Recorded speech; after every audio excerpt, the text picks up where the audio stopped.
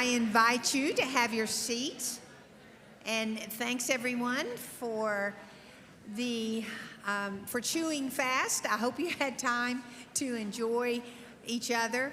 There were some luncheons, and I was at one of those, and we had ample time. So I appreciate you all being open to revising the schedule slightly. We're going now to turn to our finance report, and the incoming chair, Reverend Timothy Hale, is going to come. This will be the second time we've seen this, and we will act upon it.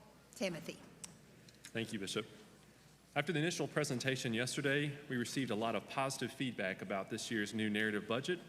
A PDF of the booklet that was distributed yesterday will be available on the conference website, as well as links to watch the videos that we saw yesterday from Bishop Looney, Lucy Maynard at Camp Dickinson, and Sam DeZobo.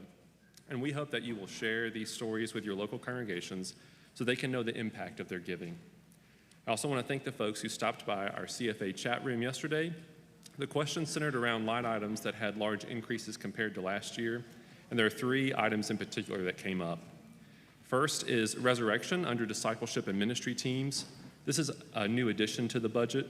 In the past, the annual conference has supported resurrection financially, but it just wasn't displayed in the budget. This year, CFA has included it for transparency. The second is voting expense under annual conference sessions. Every 4 years, we elect general conference delegates, and these elections require increased financial resources to obtain the necessary voting systems.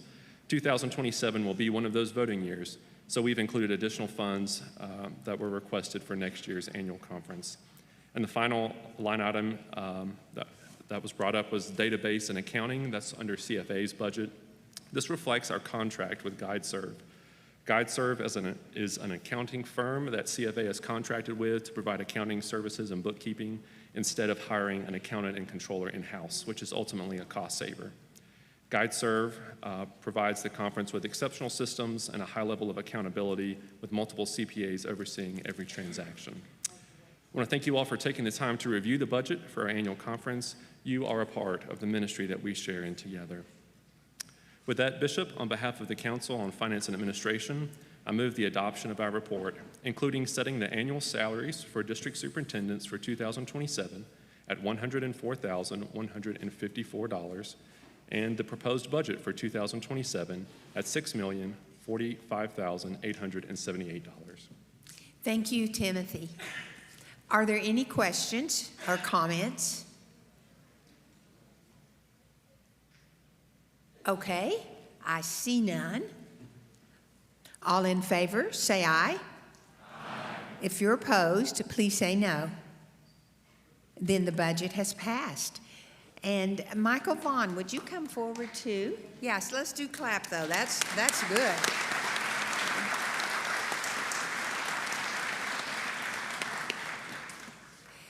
So that represents hours and hours and hours, meeting after meeting after meeting by CFA. And we do so appreciate your excellent work. Reverend Michael Vaughn is the outgoing chair of CFA. Timothy is the incoming chair. You heard yesterday that Michael had been ill and was not able to be with us, and then he appeared and he was here.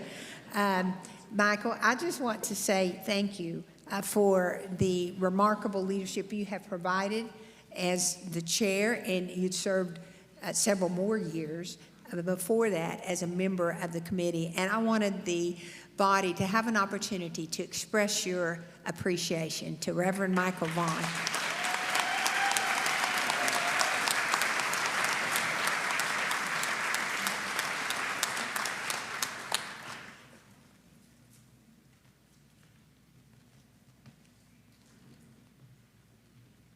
I now invite Reverend Terry Goodman forward to make the nominations report.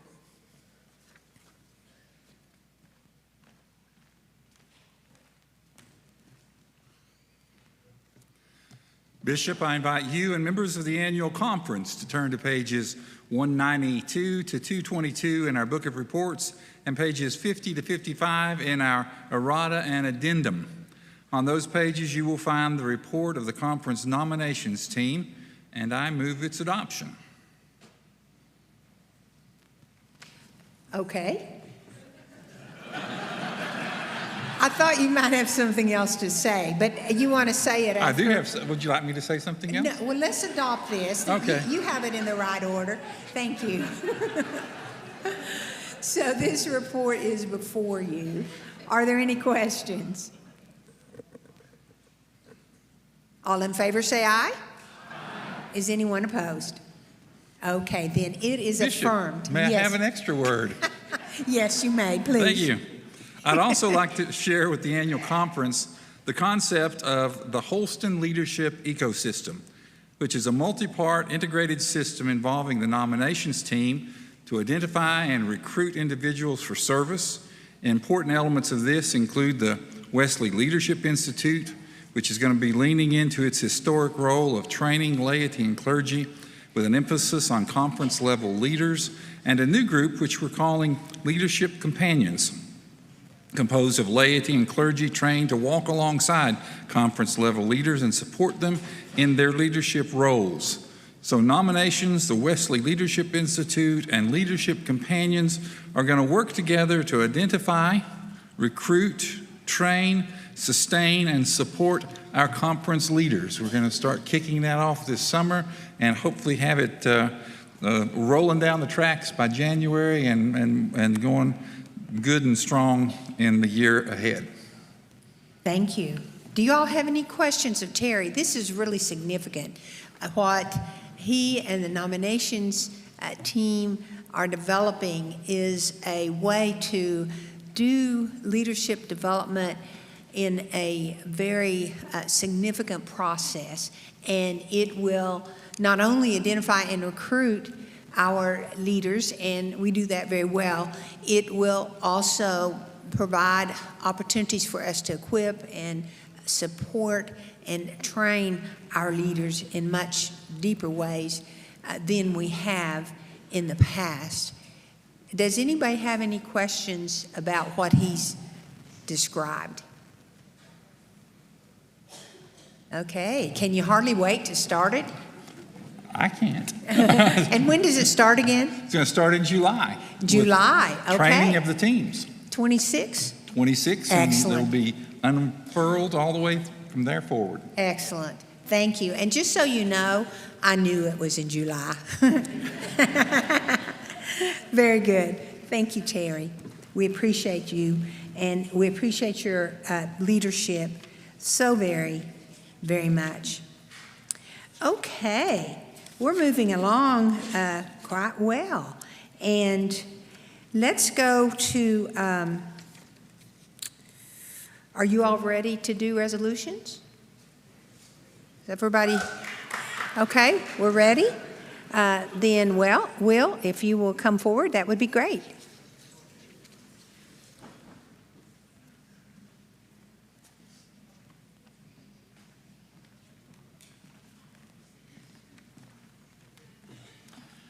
Bishop Wallace Pageant, members of the annual conference, friends, we come before ourselves at this time to do sacred work. I want to express my appreciation to the Committee on Petitions and Resolutions, to Reverend Terry Goodman and to Brandy Williams, without whom we could not do our work. I want to share with you that by the nature of our work in this committee and on this floor for the next few minutes, our work is rarely unanimous, but it is sacred because this is how we seek to go onward towards perfection together. And in so doing, we stand in an unbroken line of what the church has been doing since the Jerusalem Council in Acts 15. As we prepare to do our work together today, I would remind you of Ephesians 4:15, that we are to speak the truth in love. To speak the truth in love. To speak the truth. And the question I have been asking myself as I prepare to speak into this microphone, and if you are preparing yourself to speak into one of the other microphones, I would ask you to also ask yourself this question, is if somebody who had a different opinion than me on one of these resolutions were to hear me or see me speaking into this microphone, and the only thing they saw of it was a clip that was placed on YouTube, would it be apparent that I was speaking the truth in love? I will endeavor to do my best to do so, and I would ask you to do the same and trust that God's grace will lead us onward towards perfection. Let us pray together. Gracious Lord, allow us to speak the truth in love, to listen with grace, and to trust your Spirit to move among us. In your name we pray. Amen. Our first resolution, creating an environmental justice team in the Holston Conference, has been withdrawn while its purpose is being pursued through existing ministries within the Holston Conference. Therefore, we will pick up our work with Resolution 2.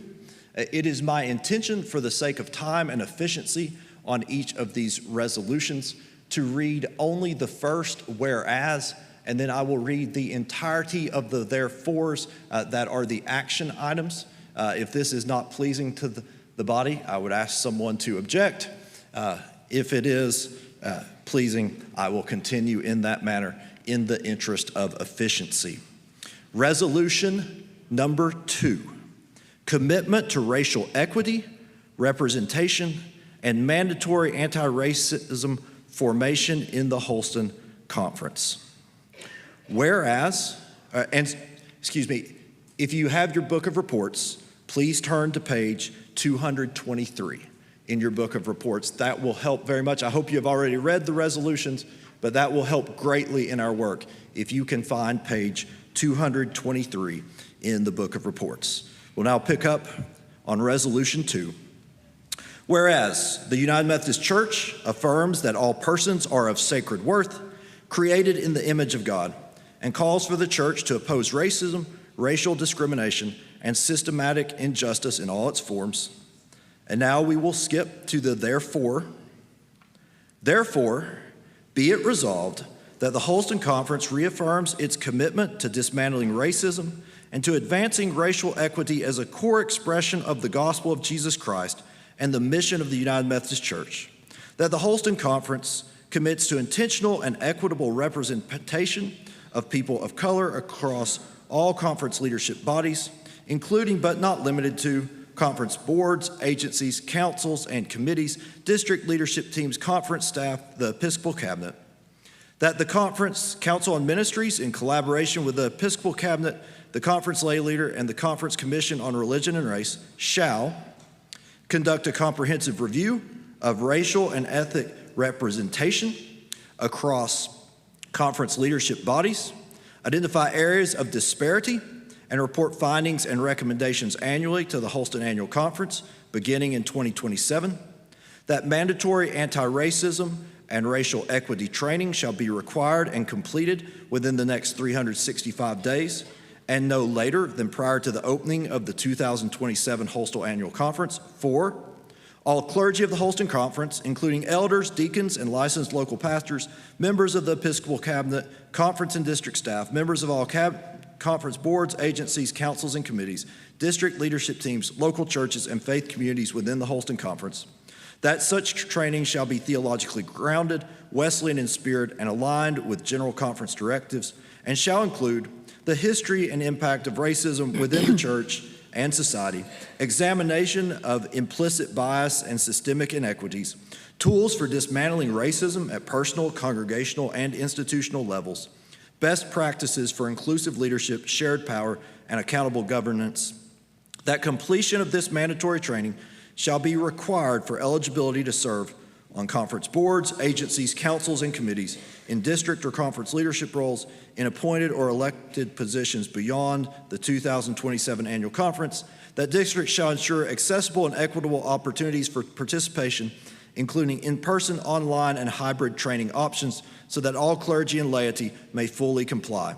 That accountability mechanisms shall be established, including annual reporting to the Holston Conference on training completion rates, representation data across leadership bodies, action steps taken to address identified inequities, that this resolution be distributed throughout the Holston Conference, including all districts, clergy, local churches, and conference leadership bodies, as a call to faithful action in alignment with the gospel and the directives of the 2024 General Conference. And then you'll see the scriptural and theological foundation. There is no longer Jew or Greek, for all of you are one in Jesus Christ. The church is a community of all true believers under the lordship of Christ. And John Wesley's quote, "The gospel of Christ knows no religion but social, no holiness but social holiness." The committee strongly affirms the spirit of this resolution. However, I would direct the reason you see we are recommending non-concurrence goes to our rules of order.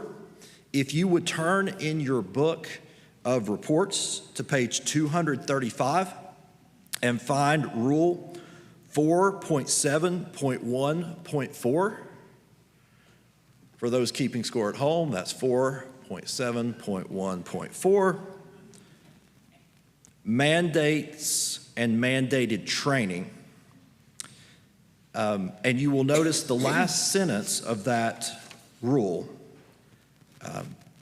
Consequently, the annual conference may not take any action. Let me read the whole thing.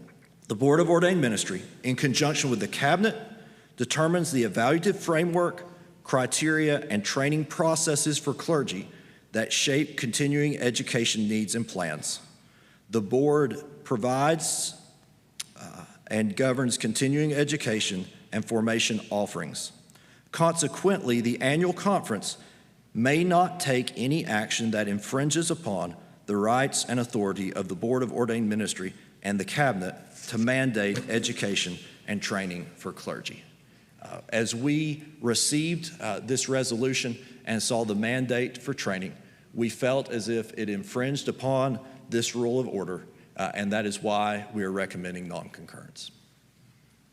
Thank you, Will, and thank you to the Committee on Petitions and Resolutions for their work on this. Are there any questions? Okay, microphone 4.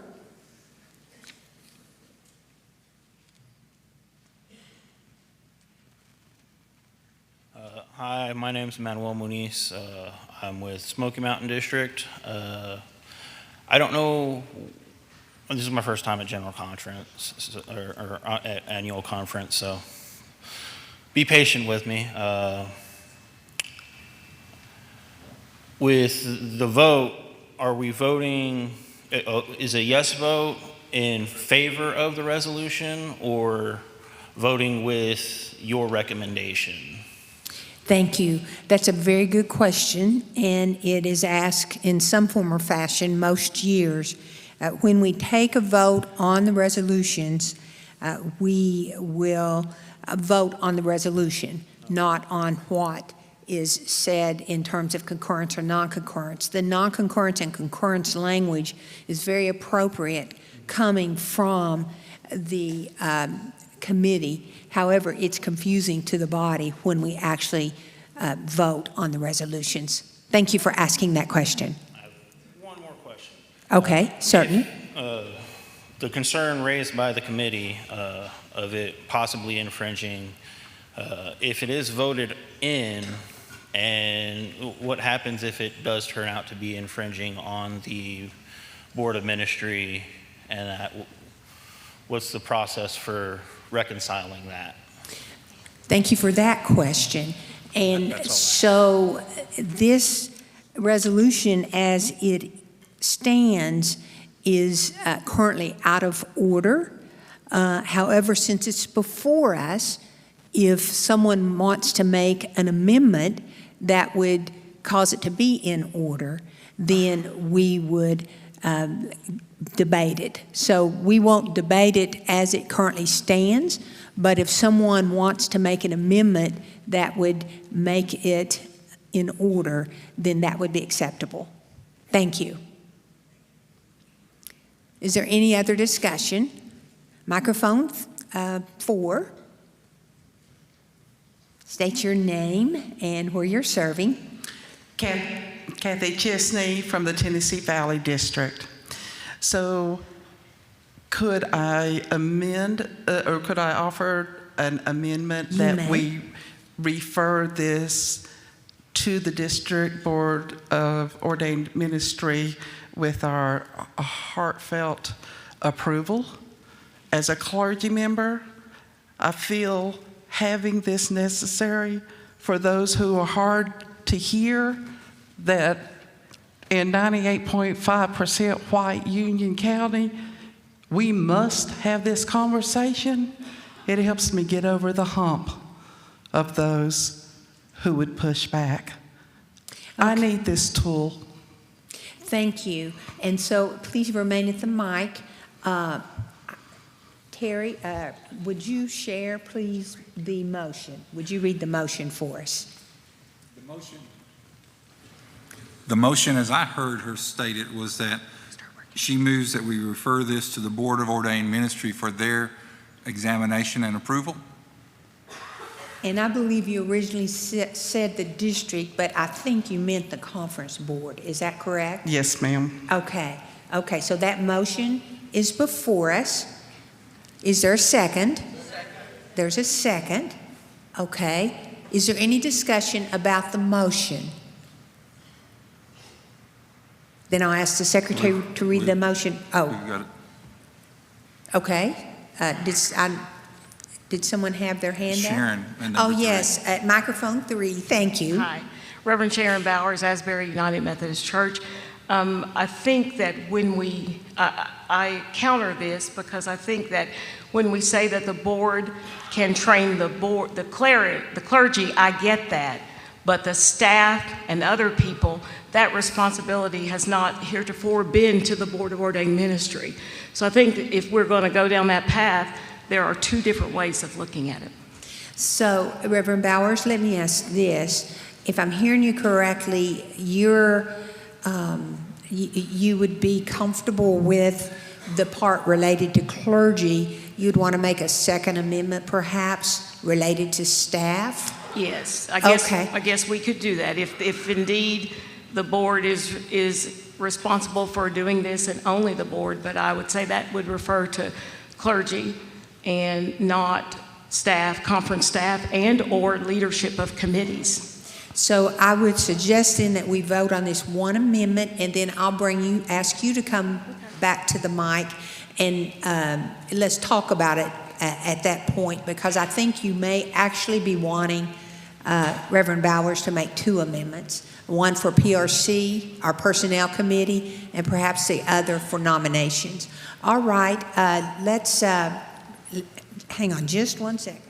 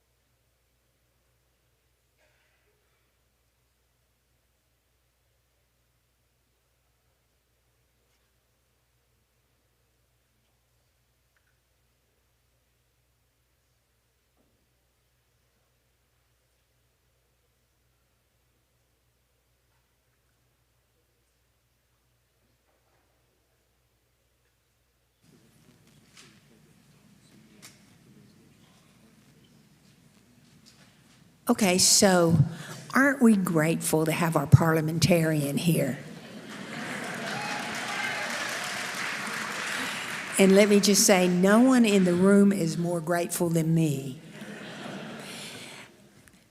Our parliamentarian has reminded me that if we vote to refer, then it goes to the Board of Ministry, and there really would not be an opportunity for other amendments to happen because it's sent to them.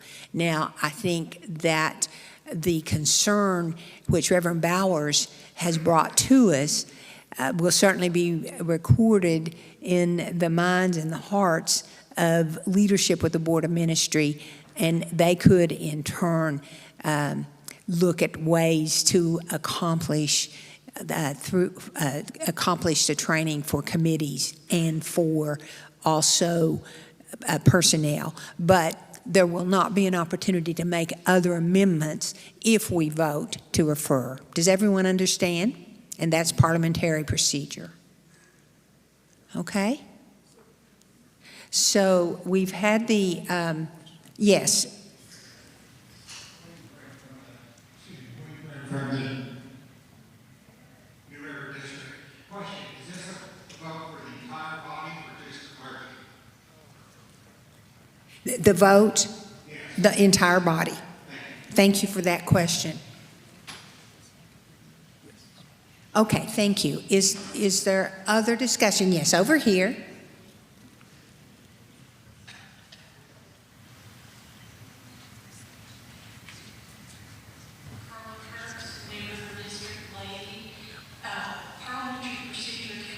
An amendment to the amendment?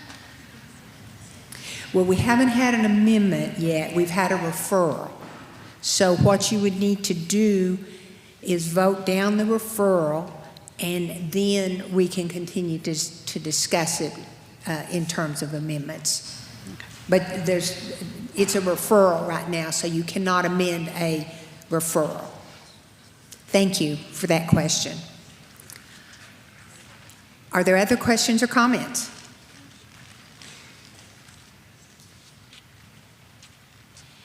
Reverend Goodman, read the motion one more time. I need to ask one question, Bishop. Certainly. Kathy, you spelled out DCOM. You meant BOM, Board of Ordained Ministry? Because DCOM is the district. I did. I'm so sorry. So you do mean the Board of Ordained Ministry? Yes, Board of Ordained Ministry. Thank you. I'll make that adjustment there. Now, Thank you for that clarification. Now, if you'll read it. the motion is to amend the resolution for the conference to refer to the Board of Ordained Ministry with our heartfelt concurrence. Okay, so that's before you. Are you ready to vote? Okay. We'll try it first with a voice. All in favor, say aye. Aye. If you're opposed, say no. Okay, it's been referred to the Board of Ministry, and thank you for that. Will, did you have anything else? We have resolution number 3. Resolution number 3, commitment to full inclusion of LGBTQIA persons through mandatory training.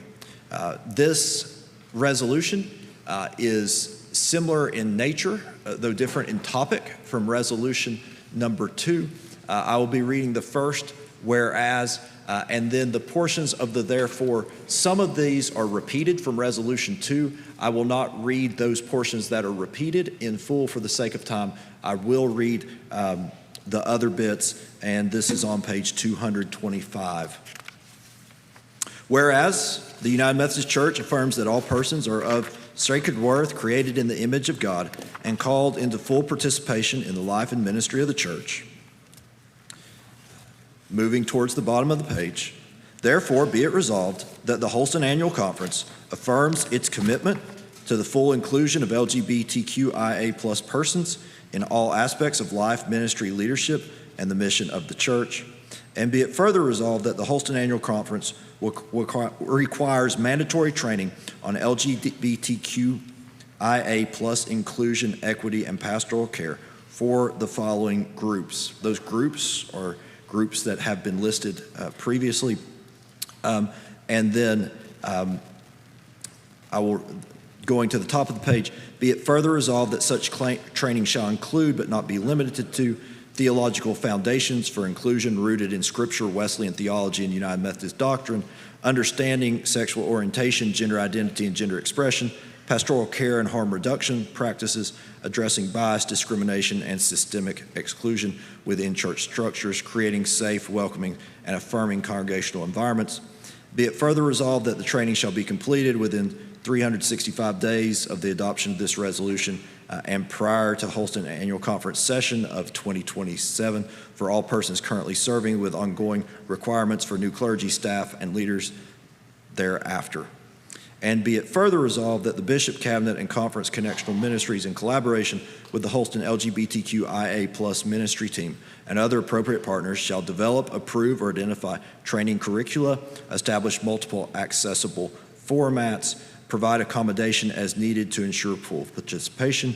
Be it further resolved that completion of this training shall be documented and incorporated into clergy continuing education expectations, leadership development requirements, accountability processes for conference and district leadership.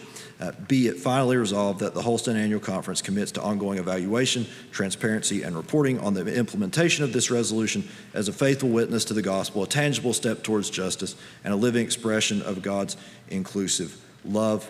The church, we affirm all persons are created with sacred worth. The committee affirms that we want to be in ministry to and with all persons. And once again, we recommend non-concurrence because we believe it to be out of order with Rule 4.7.1.4. So thank you again, Will, and thank you to the committee. And so we're in a similar situation as with the last resolution. Is there any discussion?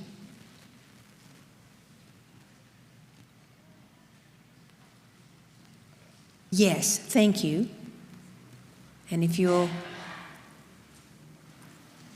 go to the microphone closest to you, state your name and where you serve. Microphone 4.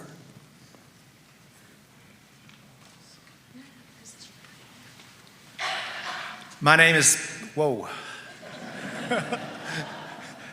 My name is not whoa. My name is Danny Touye, pronouns he, him. My husband is Keith Walker. I serve in the beautiful scenic South, St. Elmo United Methodist Church.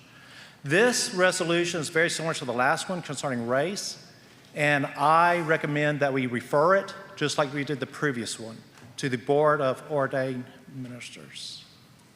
To the Board of Ordained Ministry, okay. Yes. Okay, is there a second to that? There's a second. Is there any discussion? Okay, over here. Hello, Jason Hobbs from Scenic South District Laity. I would first ask a question if it's in order to debate the actual document. If it's not, then I'll step aside.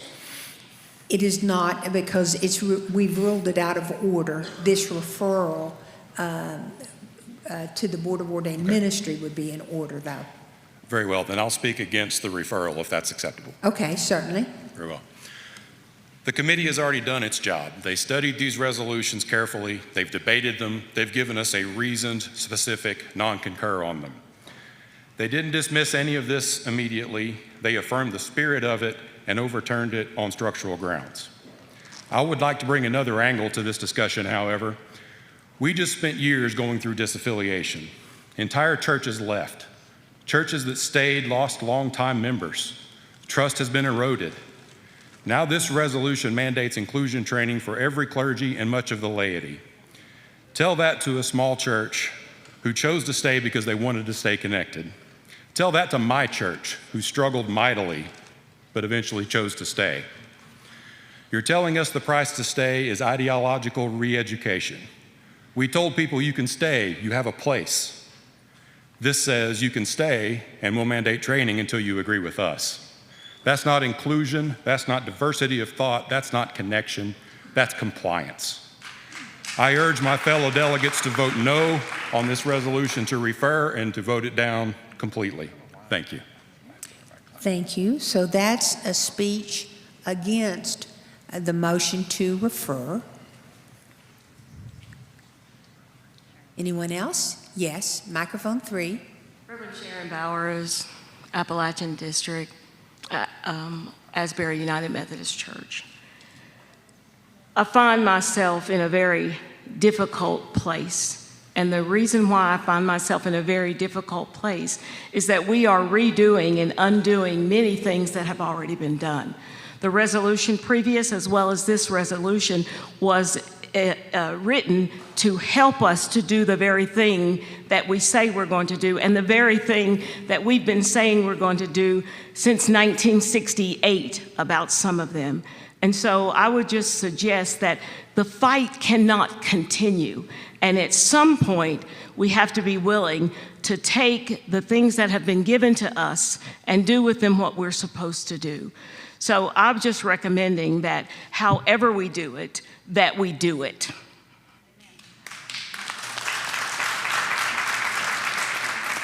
So Reverend Bowers, that was a speech for the referral, is that correct? Yes. Okay.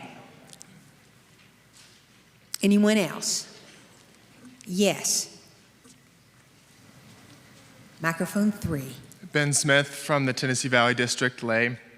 I would speak against referral because I believe that there is opportunity to make a small amendment once we have done so, and in so doing, bring this back into concurrence with the Book of Discipline and our standing rules.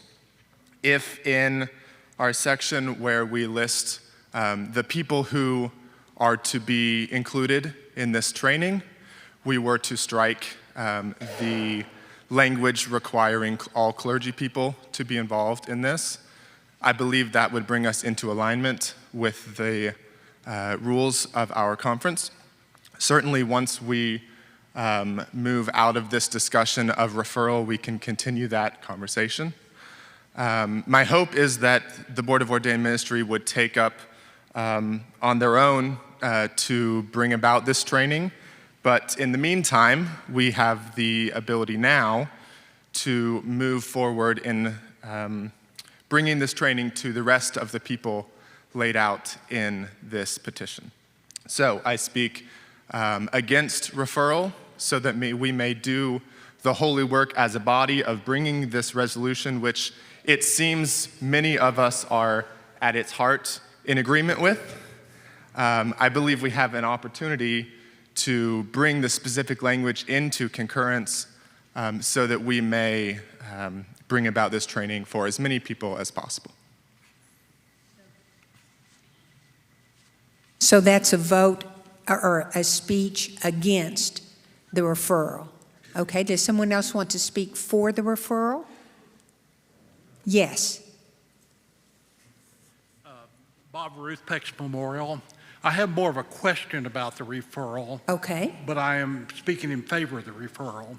The question I have, since this would refer back to the Board of Ordained Ministry, for them to determine the type of training, it sets a limit of 365 days. Would that be an adequate amount of time, or do we need to let the Board of Ordained Ministry determine the amount of time they would need? That's my question. Okay, and so you're speaking for the referral, Yeah. and then you have the question. Yes, if that's an adequate amount of time for the Board of Ordained Ministry to look at this.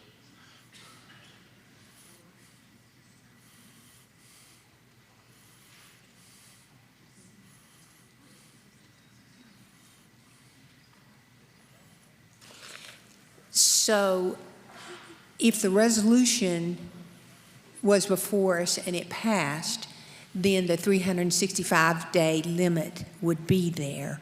But if it is referred, then that gives it to the Board of Ordained Ministry to make decisions around the content of it, to take the time they want and need, and there's not a predetermined outcome of what they would decide about this. Okay, thank you. Yes, thank you. Okay, are there any more speeches against the resolution, or excuse me, the referral, or for? Okay, yes. Microphone 2.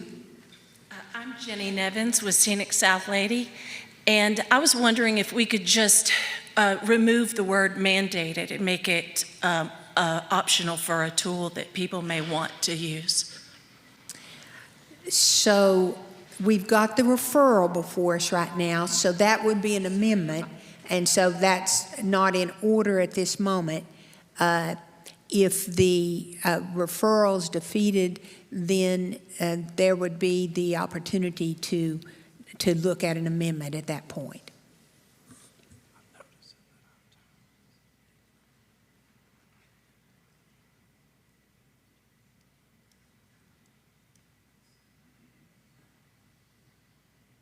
Okay. Is there another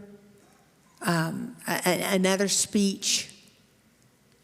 That wasn't for or against, was it? Is there another speech for or against the referral? Are you ready to vote? Okay. And let me just say that, well, let's just move on with this. So let's hear the referral again, if you will, Terry. To refer this to the Board of Ordained Ministry.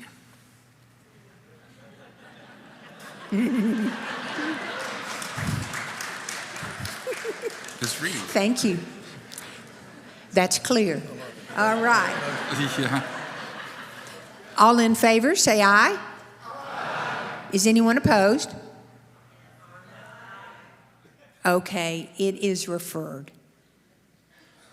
Thank you for the good work of this body, and I will give Will one more opportunity to speak, but we have really concluded our time for dealing with petitions and resolutions. Will, after you make a comment, I'm going to turn to Terry Goodman to remind the body about how we agree to deal with resolutions that we're not able to address during the time limit of this section of our speaking. Will? I would simply thank the body for its work. Okay, thank you. Thank you. Yes? As this limited amount of time that has been allotted has expired, and knowing that the holy work that we are doing is necessary, I move for an extension of time for this work as allowed in Standing Rules 4.7.3. Bishop, this rule calls for a simple majority to pass. Okay.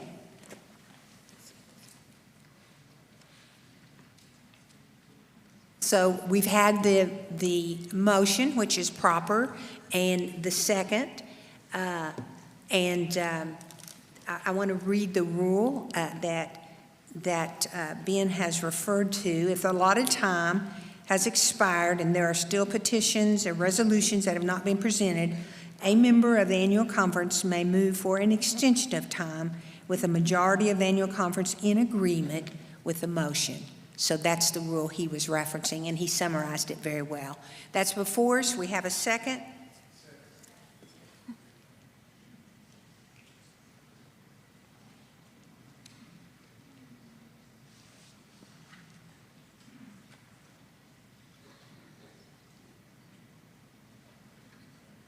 So that's not debatable.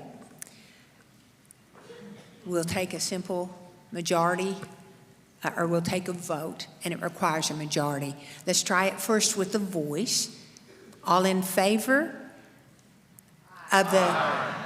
Before we do that, please, will you read the motion again?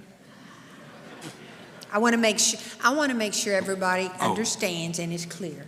Okay, the motion was that we move to extend the time of discussion at the annual conference so that we can deal with the remaining resolution.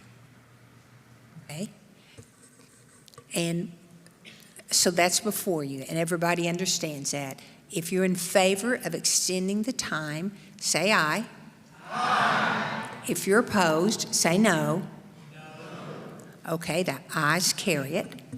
So we will just kind of retract the last sentence you said and keep moving through the report. I'd still like to thank the body for its work. I'd just ask you to do a little more. Resolution 4, upholding human dignity, due process, and compassionate immigration reform. Whereas, and this is page 226, whereas we affirm that all persons are created in the image of God and are of sacred worth, deserving dignity, respect, and compassion, as witnessed in Scripture and affirmed in the social principles of the United Methodist Church. Now moving to the therefores. Now, therefore, be it resolved, we affirm the dignity and worth of all people, recognizing them as beloved children of God. We call for immigration policies and enforcement practices that uphold due process, protect families, and ensure humane treatment, including fair hearings. We oppose harsh, punitive, and dehumanizing immigration enforcement practices, including mass raids, racial profiling, family separation, and prolonged detention. We urge comprehensive, just, and compassionate immigration reform that provides a pathway to legal status, protects workers and families, and reflects both justice and mercy.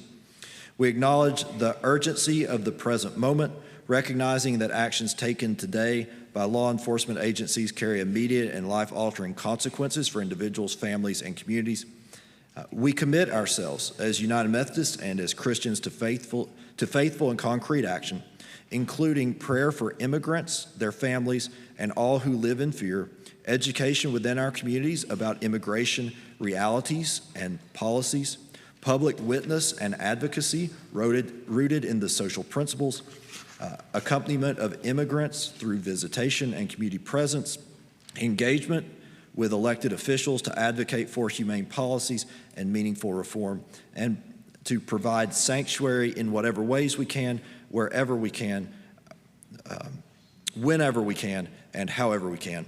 We encourage United Methodist churches and all faith communities to speak clearly and courageously against injustice and embody Christ's love in tangible and public ways. We recommit ourselves to being a church that does not turn away in times of fear or despair, but instead shows up with compassion, courage, and conviction, bearing witness to God's justice, mercy, and steadfast love for all people. Once again, the committee affirms the intent and spirit of this resolution. Our non-concurrence recommendation boils down to one bullet point, and that bullet point is to provide sanctuary in whatever ways we can, whenever we can, wherever we can, and however we can. We heard a report yesterday on ministry to immigrants, and within that, we received a definition of sanctuary that was very broad and virtually encompassed all types of pastoral care a church might offer to the migrant community. This is different from the definition of sanctuary that is often used in our community's vernacular historically. And this definition, which many of us read into, we can debate what the appropriate definition is, but many of us read this definition in to this resolution, was that sanctuary is when a church offers a person protection from law enforcement authorities by the discouragement of the law enforcement authorities coming on to church property. And so we recognize that this idea of providing sanctuary in this manner encompasses some of the work that we are most proud of the church for doing historically. We can think of the Underground Railroad. We can think of sheltering persecuted minorities in Europe during the Nazi years. However, to use the Wesleyan proclamatory language in this regard, that we should do it whenever, however, wherever we can, when it could potentially ask a church to break a law of the land, we did not feel was appropriate. We felt like it should be more nuanced language, because there could be times when a church would receive a request for this type of sanctuary, though it is not actually in our laws that we are able legally to provide this, but you might have a request for a church to seek to provide this in a manner where it was not appropriate to provide, as well as in a manner where we would say it was part of being a faithful Christian in our witness. So For that reason, with that particular term, we were not able to concur. Thank you, Will. Is there discussion? Yes. Microphone 4. And then after you're finished, we'll look at microphone 3. Will Lauterbach, Scenic South District, First Centenary United Methodist Church. Bishop, I've got a question for Reverend Cantrell. Yes, and please. Depending on the outcome of that question, I would like to make a motion to amend. Okay. Go with the question first, then. Will, the bullet point that you listed that you had an issue with provides sanctuary in whatever ways we can, whenever we can, wherever we can, and however we can. Seemed to be the core issue with the committee. So I was wondering if there was some language that we might be able to put in that gets to the heart of what the type of sanctuary that might be offered. And you mentioned the report yesterday that Joshua shared a little bit about what sanctuary could be. So I wonder if this bullet point had read something like, provide pastoral care, support, and safety in whatever ways we can, whenever we can, wherever we can, and however we can. If that were to replace that bullet point, do you think that would meet the committee's worries or anxieties? So you're asking me to speak on behalf of the committee. I'll ask you your personal opinion then. Thank you. Score 1 for Will. The second question is, what's the best way to spell Will? I believe that to be a non-controversial question and an obvious answer for the sake of efficiency. But in my interpretation of the discussions that the committee had, I do think that language would satisfy our concerns. Thank you. Bishop, I would like to make an amendment to the petition then, that we replace under bullet point number 6, the final bullet point, with the language, provide pastoral care, support, and safety in whatever ways we can, whenever we can, wherever we can, and however we can.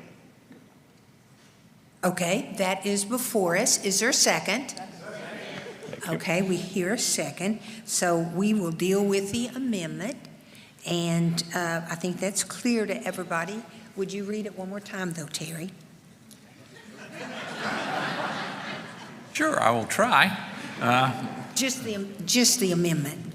Well, I don't have it yet is the point. Here we Here we Okay, that the amendment would be that we would provide pastoral care, support, and safety in whatever ways we can, whenever we can, wherever we can, and however we can. Okay, so that's before us. We will, is there any, are there speeches for or against? Yes.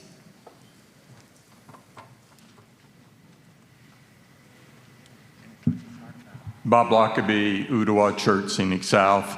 Will, I have to disagree respectfully with your personal opinion.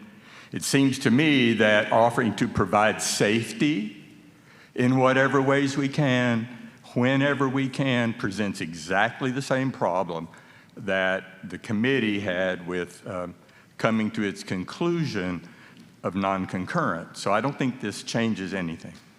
So, okay, so I'm opposed to the amendment. That's a speech against the amendment. Is there a speech for the amendment?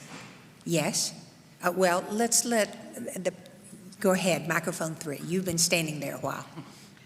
I originally arose to support Resolution 4 and propose a different amendment, but speaking to this one, I rise in favor of it. The committee's concern, and apparently some folks' concern, is the word sanctuary and now the word safety, that it could be interpreted as directing churches to act outside the law. I appreciate that concern. Christians have wrestled with the relationship between conscience and civil authority for thousands of years. The Hebrew midwives refused Pharaoh's command when it required harm to the vulnerable.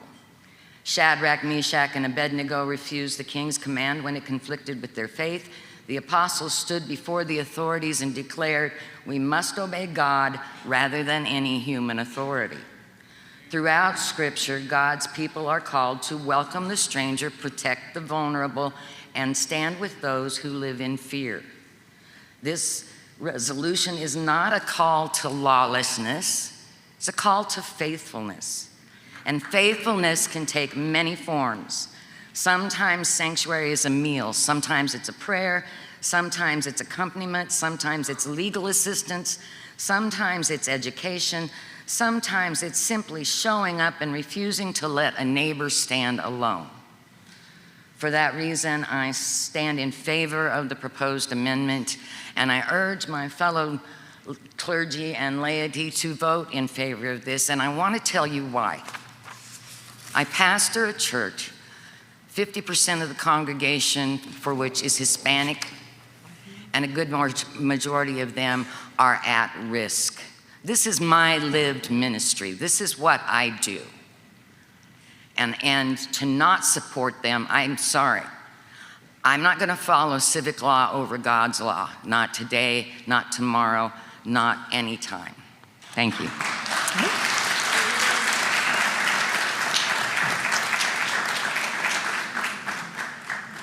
And so, Mike Eastridge.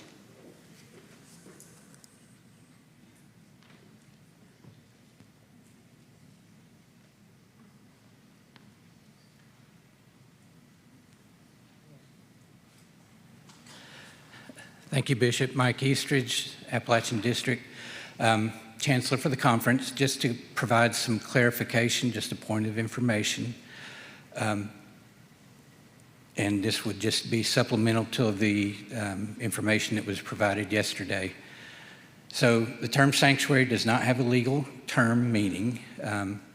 It is often used, as I mentioned yesterday, when you use the term sanctuary city as law enforcement and their level of cooperation with ICE. I think the concern from the committee, and I'm not putting words into Will's mouth, but the complexity of laws, especially in Tennessee, recent legislation has created a very broad and vague determination of what constitutes harboring an illegal alien, is the term that they use.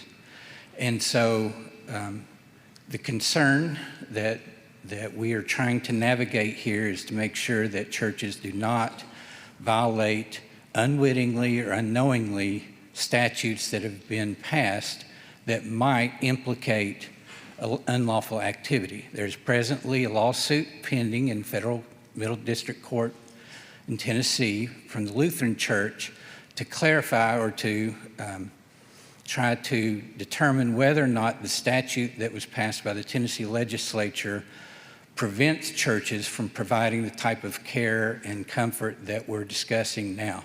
So we don't know the answer to that question. We don't know what the parameters are as to what might inadvertently constitute harboring of illegal alien is the term in the statute. So my only point of clarification is that it's very complex as to what acts constitute a violation of that statute. I think that if it's clear in the resolution that whatever actions are taken within the confines of any legislation that's relevant in the 3 states that the Holston Conference covers, which is Georgia, Tennessee, and Virginia, then that might obviate the need for trying for us to define what constitutes the care of those immigrants, our neighbors who are amongst us. So just for a point of clarification, there are complex laws that could create a situation where a church inadvertently, unknowingly violates a statute. So as long as we are talking about actions taken within the confines of the law, we might be able to avoid that. Thank you, Mike. So that's a point of clarification from our chancellor. Okay. Are there any other speeches for or against? Yes, microphone 2. Yes, my name is Sherry Shaver. I'm laity from the Scenic South District. This is against or a no for me. I have a friend, a very dear sister in faith, who did the very thing that we're discussing right now. She allowed somebody in her church, providing them whatever they asked for, and she's not here today.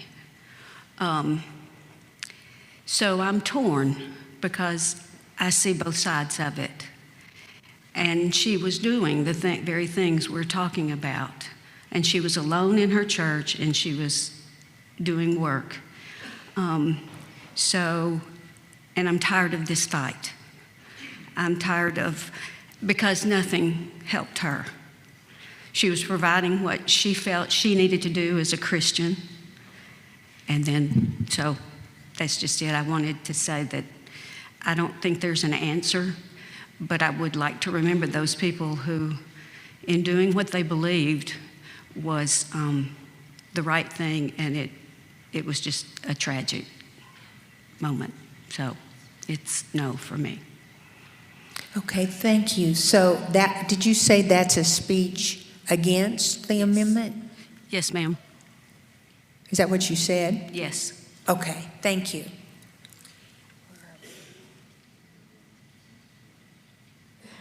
So we've had one speech for and two against the amendment, and let's go back to Will. Del, procedural question. If I wanted to amend my amendment, how would I go about adding language? I think what Mike was trying to do was add some safety for our congregation. So if I were to add, say, a line that said, in concurrence with the laws of the land, at the end of that, how would I go about that? That would be an amendment to the amendment. Bishop, I would like to make an amendment to my amendment. This is great because I'm going to then ask Terry Goodman to read it. Terry, I don't have this written out on my phone for you. Let's hear it, Will. Terry, if you will read the amendment, I will add on the phrase that I just said. Can I write that phrase down on the same paper? Yes, sir, you can. Okay, the amendment is to replace item number 6 of the final bullet point with the following language: to provide pastoral care, support, and safety in whatever ways we can, whenever we can, wherever we can, and however we can. In concurrence with the laws of the land. In concurrence with the laws of the land. In concurrence with the laws of the land. I think that somebody said state. I think that implies whatever state you're in. Well, sorry. Yes, in concurrence with the laws of the land, Terry. Okay, so that's an amendment to the amendment, and is there a second? Second. We will deal first with the amendment to the amendment. All right? So that's what we're dealing with right now. Is there any discussion? Okay, over here. My name is Chase Krickenberger, Appalachian District clergy. I'm rising to speak against the amendment to the amendment. And the reason why is because 2 years ago, I stood on that stage and the bishop asked me, am I moving on towards perfection in this life? And the last time I checked, the ethics of the United Methodist Church are not defined by legal positivism. And when human dignity is on the line, we need to choose human dignity over the laws of the land. And I think the amendment that has already been proposed does enough to protect our church from any legal violations that can occur. Also, I just want to say that I know many people in this room may hear this, and they may be triggered by what they believe is a partisan resolution. However, this has nothing to do with Republican versus Democrat. The reality is this: until a year ago, it was the law of the United States that ICE was not allowed to enter our churches without a warrant. That has changed in the last year. And so for us to pass this resolution is to affirm the law that has existed up until this point through the practice of ICE itself under presidents, both Republican and Democrat. This is the civil rights movement of our moment. People are being deported in mass after committing no crime, because it's important to also note that crossing the border illegally is not a criminal offense. It is a civil offense. So we are not actually abetting any criminal activity through this resolution. So that's a speech against the amendment to the amendment. And let me ask that we refrain from applause for any of the conversations that we have. I think that helps us to, as a body, be very respectful of each other and the different opinions. So is there another speech, one that is for the amendment? Is there a speech for the amendment, to the amendment? Okay, over here, yes.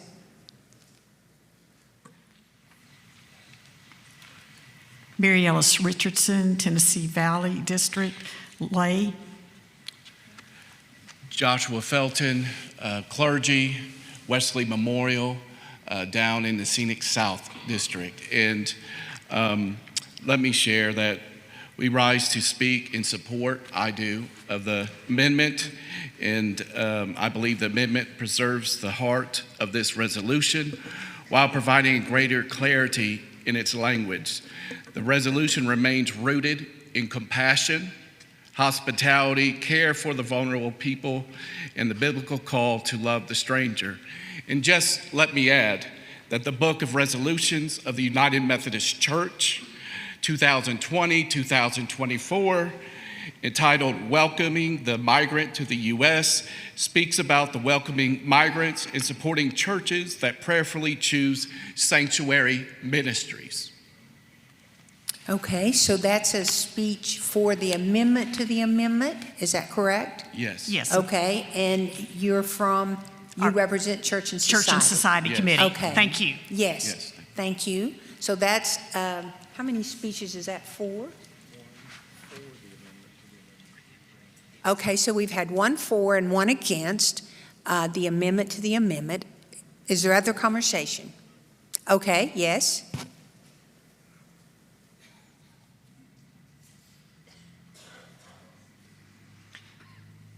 Afternoon, church. My name's Dan Young, lay member of the annual conference, Scenic South District, Pikeville United Methodist Church, also a certified lay minister.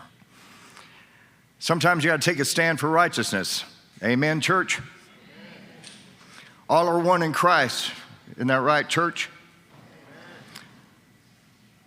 You know, Brother Will was talking about the Underground Railroad, steeped in Wesleyan tradition. Those folks back then really didn't care too much whether it's legal or not. Of course, we have evolved somewhat in some ways that aren't always the best ways. Today, as you've heard, there's separation of families, lack of due process, even for American citizens being shipped out of the country. Folks, 14th Amendment being violated.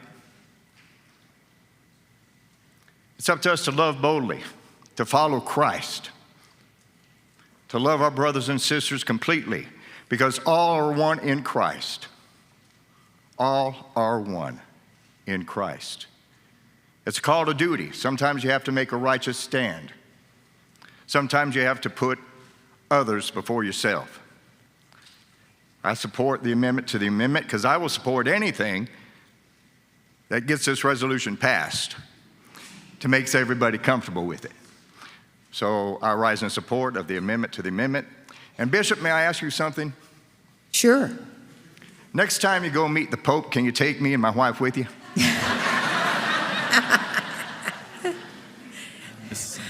I'll think about that.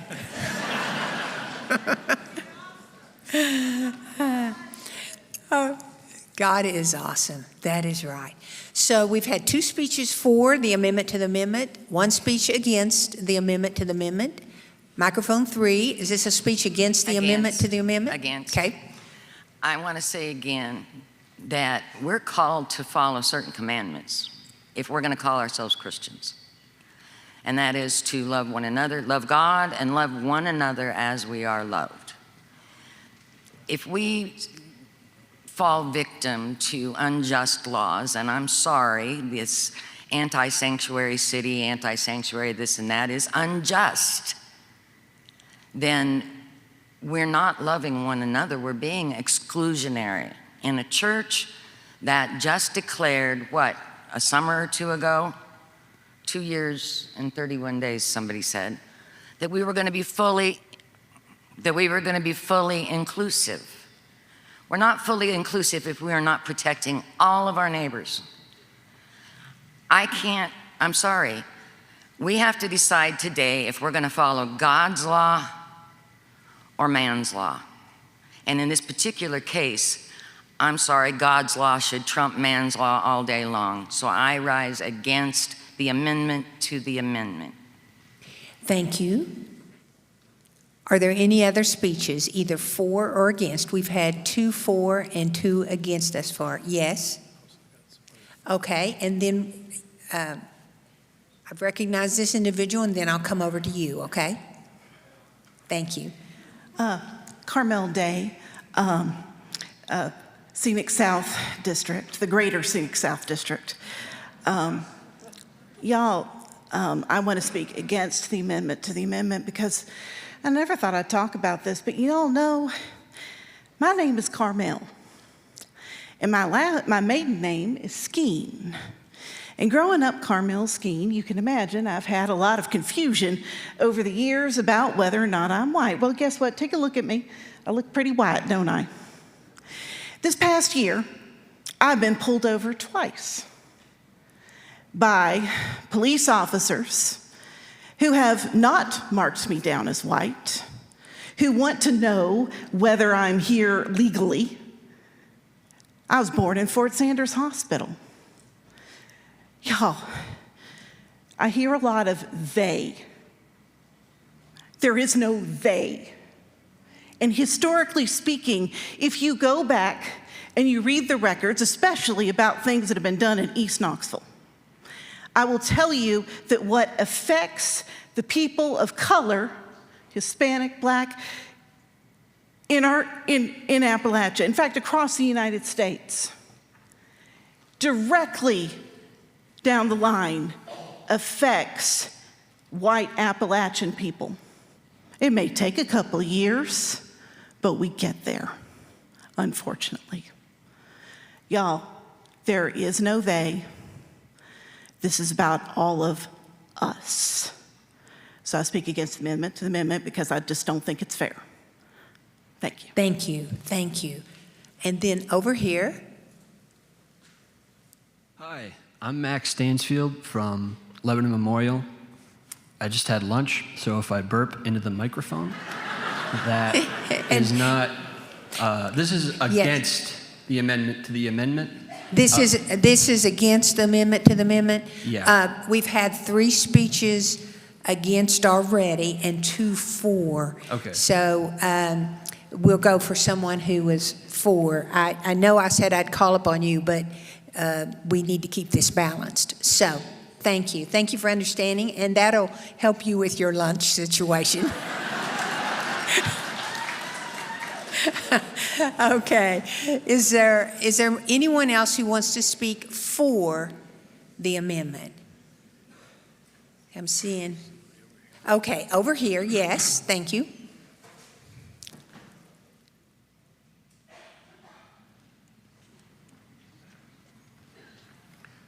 Mike Swift, Smoky Mountain District, First Maryville.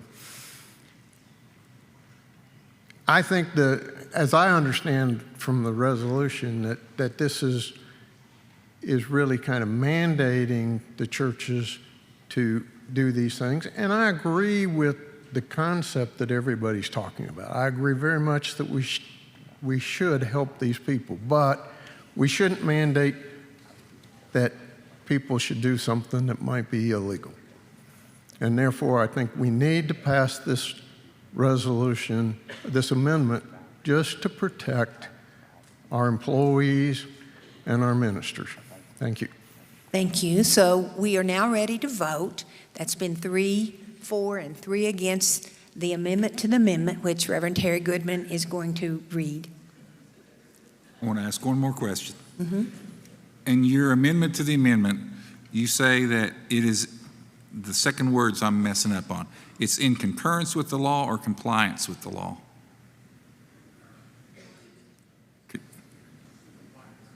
Compliance? I was not clear there.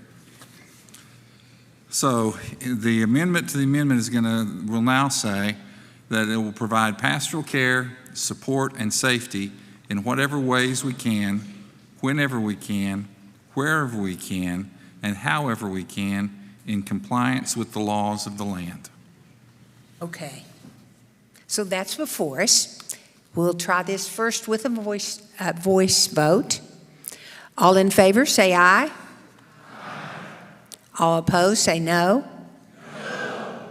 Okay, we're going to need our tellers. Let's first try. Let's first try a standing vote, because we may be able to tell with the standing vote. But while the tellers are coming forward, then you can be getting ready for that. So if you're in favor of the amendment to the amendment, please stand.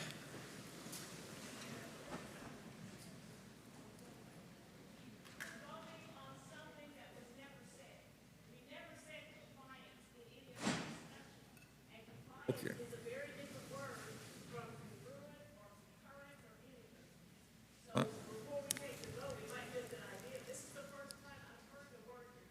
Okay, if you go to microphone 3 and repeat that, and then Will, I'm going to ask you to clarify, if you will. So you can go to microphone 4, and if you'll say this, and if both of you will be succinct, you both are succinct, and that's helpful. I'm reminding you of that because we have other business today, though this is very, very important. Okay, Reverend Bowers. Reverend Sharon Bowers, Appalachian District. I rise to say that we are voting on something that we never discussed or talked about.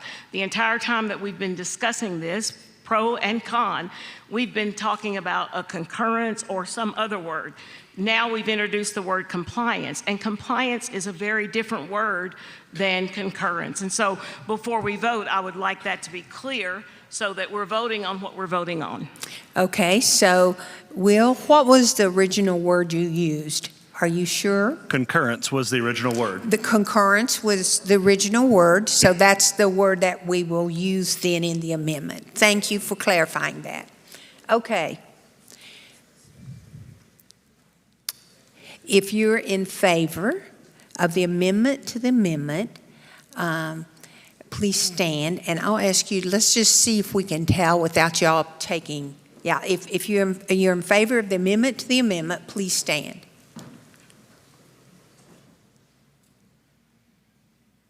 Okay, if you'll sit down.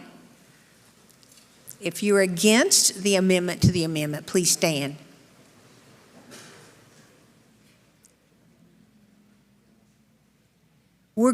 Please sit back down if you would. We're going to count because we want to make sure that we have the accurate will of the body. We want to do what the body desires to do on this. So if you're in favor of the amendment, please stand and remain standing till I ask you to be seated.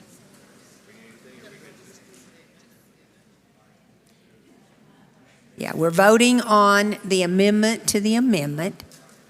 If you're in favor of the amendment to the amendment, please stand.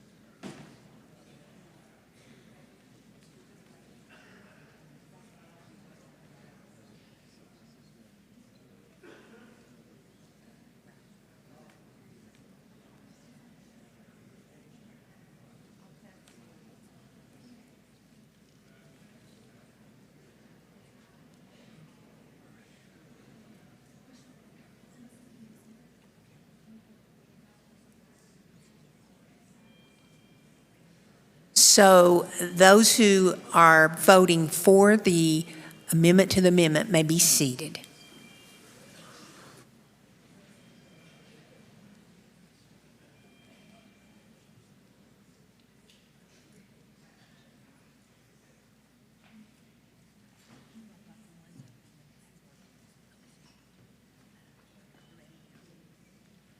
Those who are voting against the amendment to the amendment, please stand.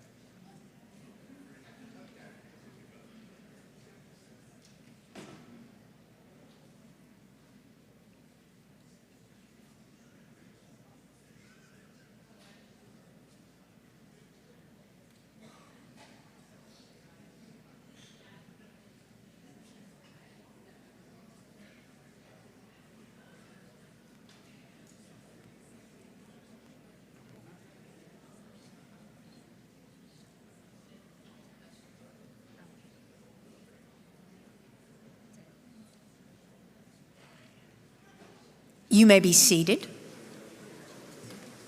And I will report the results as soon as the final tally is completed.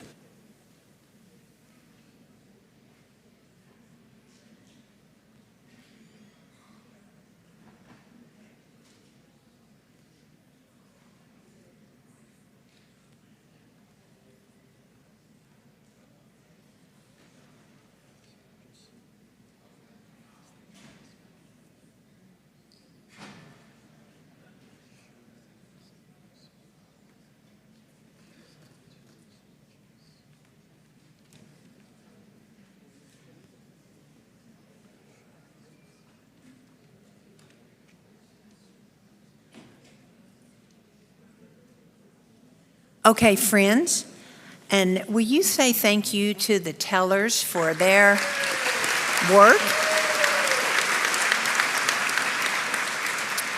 This is a very close vote, and again, I ask that we not clap at the outcome out of respect for one another, and I also want to very much affirm this body for the respectful way in which we have had this dialogue. So, we had 266 votes yes for the amendment to the amendment and 220 votes no for the amendment to the amendment. So the amendment to the amendment carries. And now that brings to us the amendment as amended. Terry, would you read the amendment as amended? That point 6 in the final bullet points be replaced with the following language: provide pastoral care, support, and safety in whatever ways we can, whenever we can, wherever we can, and however we can, in concurrence with the laws of the land. So that's before us. And how much conversation have we had about that thus far? One speech for and two against. We've had one speech for and two against. So is there someone else who would like to speak for it? For the amendment? Yes. Microphone 4. Eric Doolittle, clergy member, extension ministry, so whatever Ann Robbins' district is. Tennessee Valley. Tennessee Valley, thank you. I serve in extension ministry as the university chaplain at American University in Washington, D.C. My sanctuary is 150 feet from the headquarters of the Homeland Security. We serve a incredibly diverse and population of students, staff, and faculty who come from across the world. And when somebody came onto our jacket wearing a fake ICE jacket that they had bought online, we had to go into lockdown because our folks were terrified.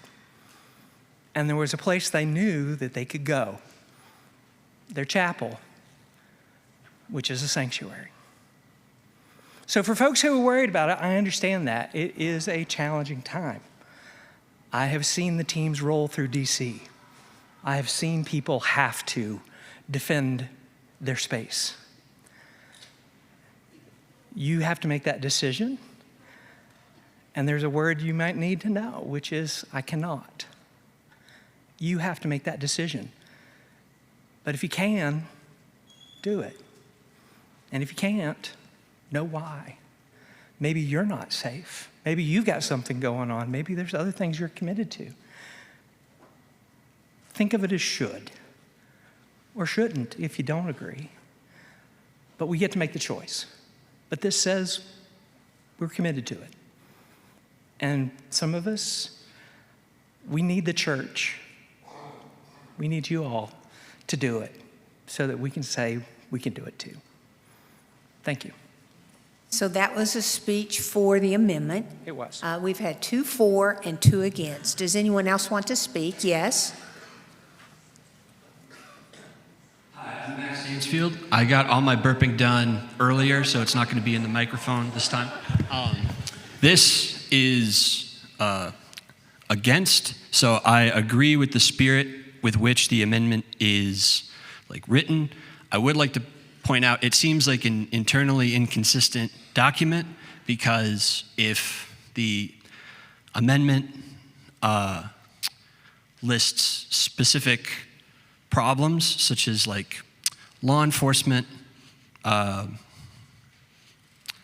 judicial proceedings and legislation as the problem that these people are facing, those things, for all intents and purposes, are the laws of the land. And if we add a caveat of, we're going to help people as much as we can within the parameters of the law of the land, that seems to not make any sense if the whole reason why this document is written is because of the laws of the land.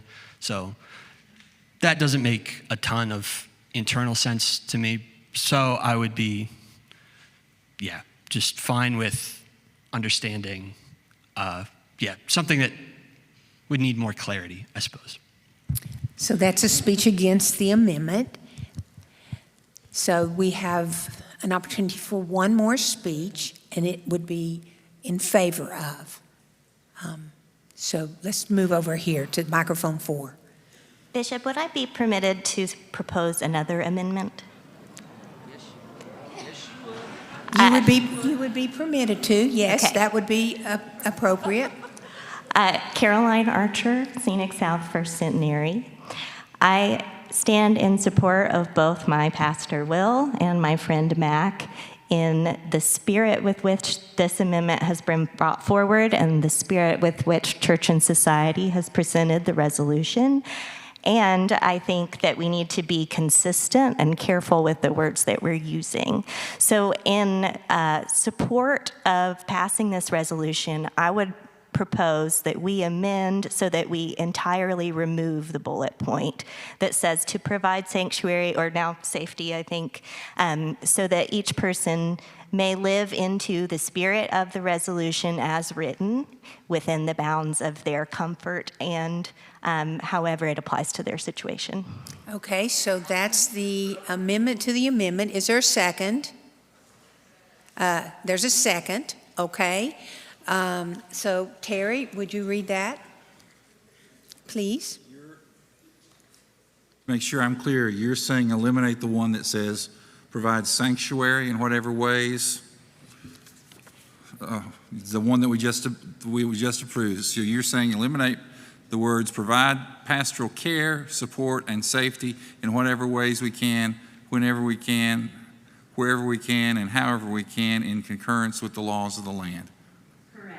So my suggestion would be that number 6 only have 1, 2, 3, 4, 5 bullets, with the last one being the one that starts with engagement, for those following along. Okay. Is there any discussion? All right. All in favor of the amendment to the amendment, say aye. Aye. If you're opposed, say no. The ayes have it. So now we have before us the resolution.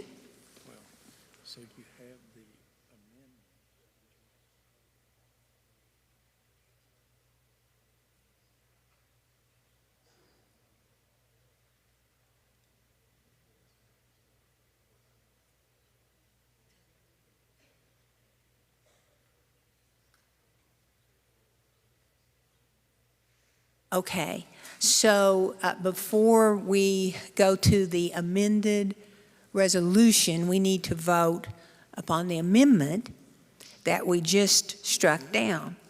And so in order to do what it appears that the body wants to do, we would need to vote no on the amendment. Any questions? Many questions, many questions. I'm going to ask our parliamentarian to say that in a different way. Yeah, and Bishop, I think as you were talking, I've had kind of a second thought. So let me give you the play-by-play. Where we are is we started with an amendment to change the word sanctuary, and then that became an amendment to that amendment to further change that. And so we approved that, which would bring us back to the original amendment, which would be the amended amendment language.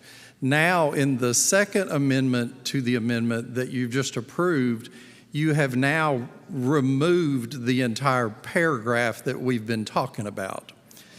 And so I think in order to affirm what you've just done, you have to say yes to the amendment in order to adopt the amendment to the amendment. Bishop, could I? Because if you say no to the amendment, you're rejecting the language you just adopted. Or you're right, you're reverting back to the original resolution, which contains the language of the sanctuary. So if you want to retain the sanctuary language, you would vote no on the amendment. If you want to proceed with the sanctuary language removed, you would vote yes on the amendment. I see Caroline at microphone 4. Yes, I believe this would be a point of clarification, but I am open to correction on the mechanics of how to get across what I'm trying to. I would request that we have the amendment as it is current, or resolution as it is currently amended, projected onto the screen so that everyone is able to know what they are voting yes for.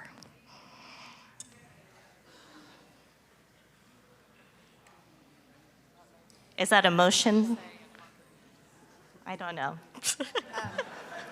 Let's try to clarify another way, okay? Okay. Thanks. And we do want everybody to know but we're getting really tied up here. And there's a way forward. So let's just be patient. Hang on just 1 minute.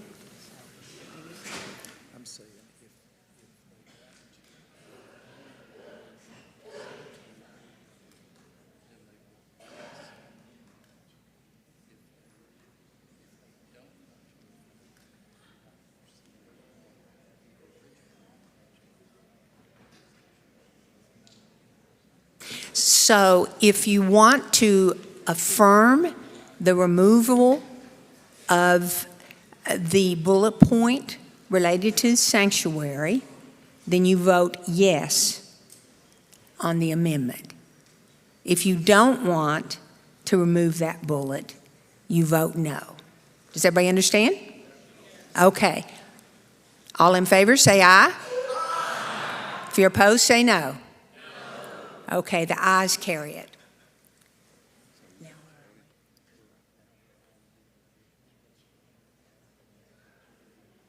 So now we're on the original resolution as you just amended it. Yes? Yes?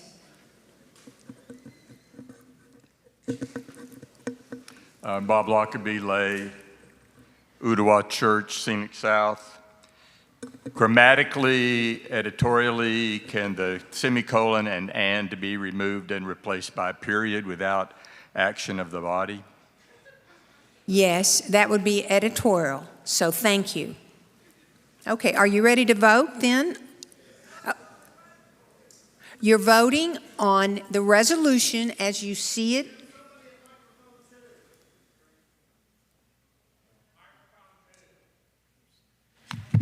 Okay, yes. Comment. Is this on? Go ahead. I'm Donna Boyd from the Appalachian District. I would say to this body, we are in a new age of civil rights. Our legislature has passed some laws that are very unjust. It is time for us as a body of Christians to take a stand for human dignity and human rights. Many people before us have given their lives for the justice of our people. It is time for us as Christians to stand up for what is right, not what is explicit with unjust laws. Okay, so that's a speech for or against the resolution? Because what's before us at this point is the resolution. Which was that? Or was it simply a speech? Okay, that was a speech against the resolution then, as I understood it. Thank you. Microphone 3. My name is Stephen Manis. I'm from the Scenic South District. This will be quick, I promise. I'm speaking in favor of this resolution from a youth perspective. There are a lot of youth in this country right now who are worried they may never be able to see their parents again, who have been detained or deported. And I feel very just worry that at another youth event, youth group, a conference-related event or a district-related event, that the current laws in my home state of Tennessee could be used to detain youth members or their family.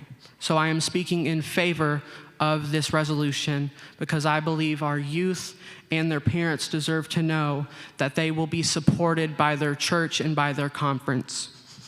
So that's one speech against and one speech for. Yes, microphone 3. Diane James, Midtown Valley Church, Smoky Mountain.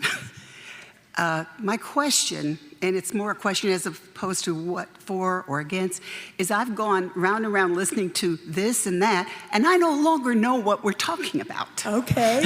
I would like to hear what we're voting on read aloud. Okay, thank you.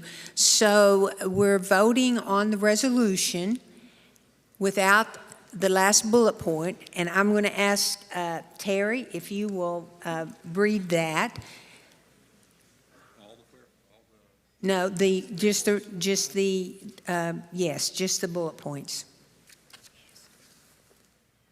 When you go to the third section up that begins, we commit ourselves as United Methodists and as Christians to faithful and concrete action, including prayer for immigrants, their families, and all who live in fear, education within our congregation about immigration realities and policies, public witness and advocacy rooted in the social principles, accompaniment of immigrants through visitation and community presence, engagement with elected officials to advocate for humane policies and meaningful reform. Period.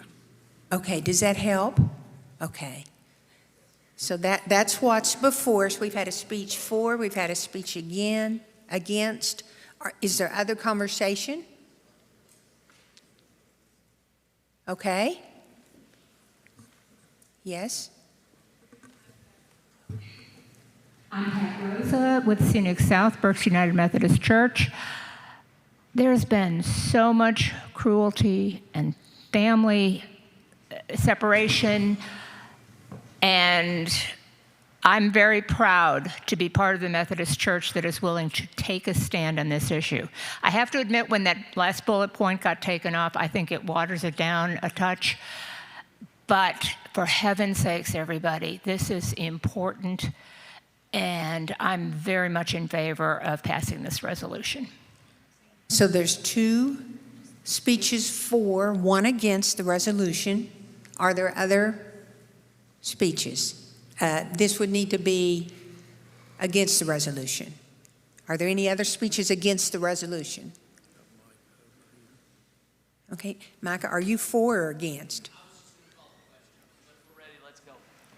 Are y'all ready to vote? Okay. The resolution is before you. Everybody's clear on the resolution, on what we're voting on? Is anybody unclear?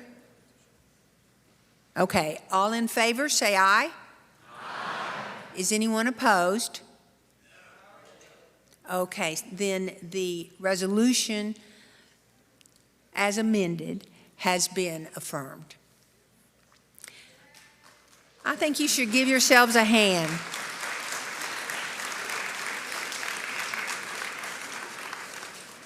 And I think it's appropriate for you to applaud yourselves for the work that you have done this afternoon. Will, are you finished? All right. All right. So we've got an order of the day coming up very quickly. I'm looking for the person who helps order our agenda. Let us confer for just a minute.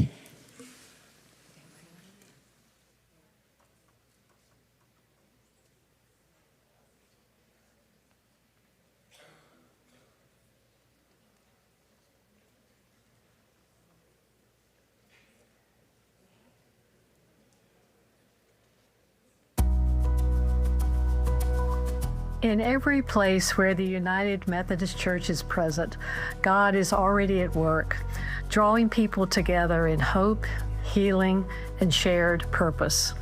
As United Methodists, our calling reaches beyond walls, beyond languages, beyond borders, into relationships that reflect the love of Jesus Christ for the whole world. The Interdenominational Cooperation Fund, or we call it ICF, is how our church supports ecumenical and interreligious partnerships in Christ's name.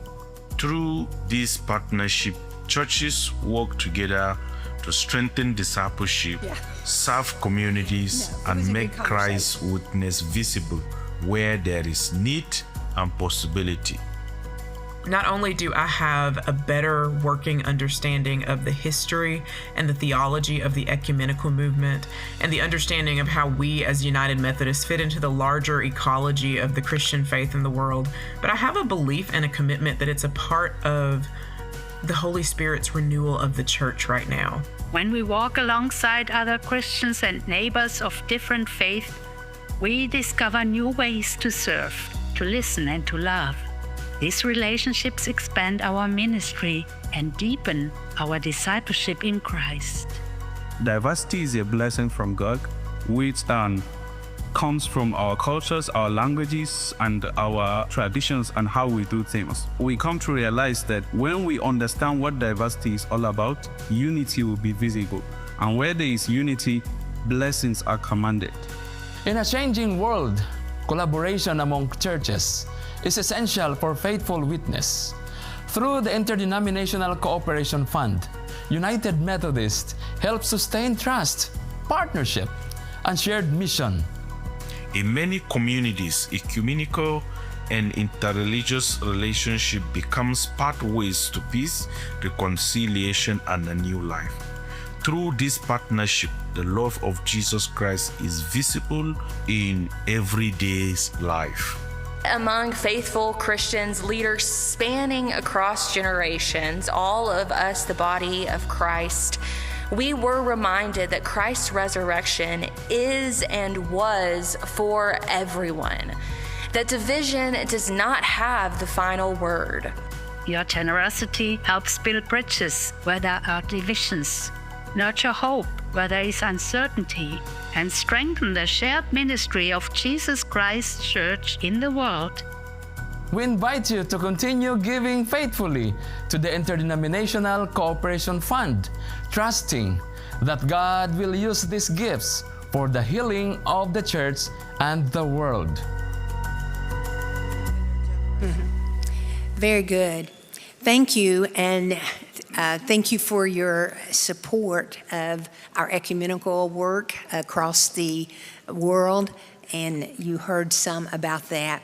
At this point, we're going to hear a very important report. This is placed strategically on Tuesday afternoon. It very much is about our present, and also it gives us hope for the future, and that's our intergenerational report. So I ask that Margaret Frazier, who is a deaconess and is on the Connectional Ministry staff, to come, please, and share.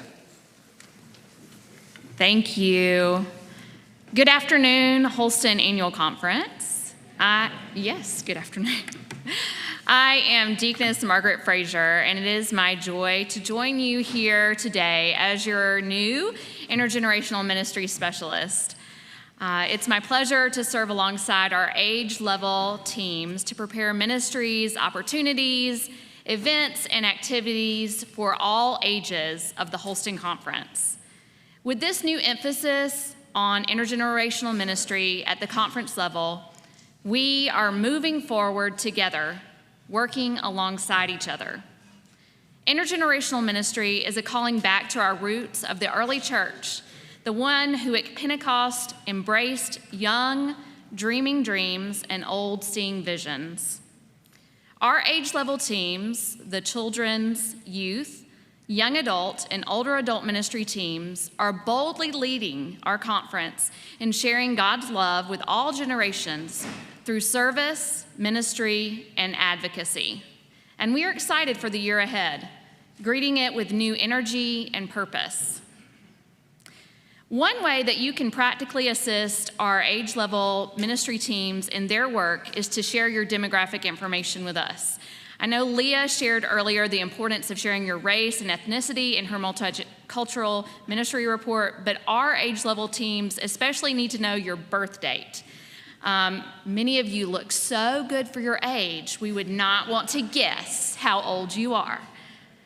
But knowing your age allows us to specifically target you with information about the things that are going on in the conference that relate specifically to you or your family.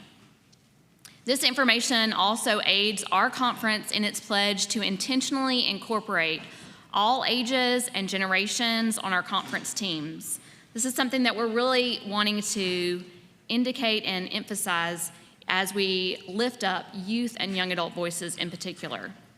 So please follow those QR codes, fill out that demographic survey so that we can all work together in ministry better. We will begin our presentations from each of our ministry teams with an update from our older adult ministry team. This spring, our older adult ministry team has partnered with Encore Ministry Foundation and the University of Chattanooga's Department of Nursing to offer age-friendly congregational certification training. This training, which focuses on preparing churches to continue to offer ministry to, for, and with older adults and people as they age, has engaged over 30 churches in our conference and has been hosted at 3 different locations. The older adult ministry team has set a goal of encouraging all of our Holston churches to receive this training, to complete it and become age-friendly congregations. If we do this, we'll be the first conference to do so, so please help us along. Today, we want to celebrate the first churches to receive this designation. We have 11, and so as I read out their names, these are the churches who have completed all 8 sessions and their church action plan. They are going to receive a special designation in the form of a certificate, a plaque, and website designation. As I read out the names of each church, we invite their representatives who are present to stand, and then after all names are read, we can clap as they walk to the back to receive their plaques from Reverend Dr. Susan Arnold. And we're gonna also take a picture to honor everything. So we are excited to honor the following churches: Centenary United Methodist Church of Erwin, Tennessee; Christ United Methodist Church of Greenville, Tennessee; First Centenary United Methodist Church of Chattanooga, Tennessee; First United Methodist Church of Johnson City, Tennessee; First United Methodist Church of Maryville, Tennessee; Green Meadow United Methodist Church of Alcoa, Tennessee; McDonald United Methodist Church of McDonald, Tennessee; Mountain View United Methodist Church of Knoxville, Tennessee; and Mountain View Methodist Church of Kingsport, Tennessee. Good for the Mountain Views. Signal Crest United Methodist Church of Signal Mountain, Tennessee; Union Grove United Methodist Church of Seymour, Tennessee; and Wesley Memorial United Methodist Church of Johnson City, Tennessee. Let's recognize them with a round of applause.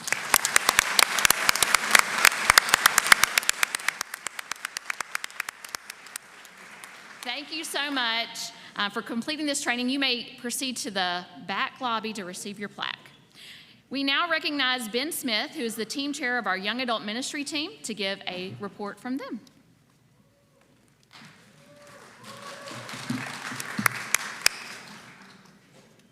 Good afternoon, everyone. Before I get into my prepared remarks, I just want to thank you all for engaging in the work of debating petitions and resolutions. That work is deeply Wesleyan, and it's work that I think we don't do enough of. Our Wesleyan tradition, going all the way back to Susanna Wesley and others, fiercely debated their beliefs in the public square. For the betterment of the church. So thank you all for engaging in that. We had youth, young adult, average adult, and older adult all involved in that work, as well as crossing across racial, ethnic, and sexual identity lines. So I felt proud of our work during that last time. So, the year is 2016, and after many years of attending conferences here, along with my parents, a younger Ben Smith is finally attending his first Holston conference as a member. The Tuesday morning of that day, we had just finished our allotted time for petitions and resolutions. A young Ben sat in bewilderment, having just seen pastors and lay people speak hatred and dehumanizing words against a queer person for sharing boldly their longing for an inclusive spiritual home. Derogatory, intentionally belittling attack. The presiding bishop at that time, this was well before you, Bishop Wallace Paget, did nothing to defend the person. And then the body voted in support of the hateful words that were spoken from the floor. Then it was time for a break. The petitions and resolutions section was over, and to guide us out into our break time, we sang together, "They Will Know We Are Christians by Our Love." And a song that to me already sounds at times like a funeral march, left me feeling sick to my stomach. As a 17-year-old, I was, my idea of what the church was shattered in that moment. The church that we all are a part of is a broken or incomplete church. I don't know why I chose to stay a part of our church in that time, but for some reason I did. Looking back, I see that as a radicalizing moment for me. Instead of giving up and moving on, finding another church or denomination to be a part of, I chose to lean in and to seek God's church. To seek the church that I know we can be. Now, 10 years have passed. We are still not that church that I see. We are much closer than we were 10 years ago. Progress has been made in all manner of ways. But family, we still have work to do. I see ahead of us a church that does not harm people, especially the people who God has called to usher us into God's becoming church. The work of the young adult ministry area, which is the reason I'm in front of you, is threefold: to connect young people across Holston with each other, to equip churches to grow in relationship with young people, and to stretch our church in ways that empower young people. We are already gathering young adults across Holston, building resources for local churches, and creating opportunities to listen and empower young voices throughout our conference.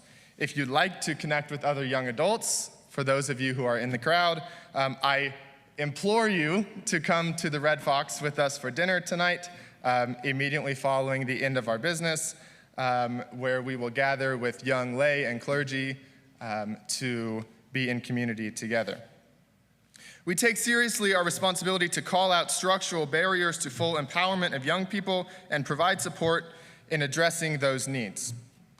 I want to be respectful of the limited time that has been allotted here, so I will leave you with this. As a conference, we struggle to include young people in the decision-making and future planning of our conference. That's not new. I mean, thank you. I think we can agree on that. Some of the work we need to do is in looking at the ways that we identify and train committee members and leaders.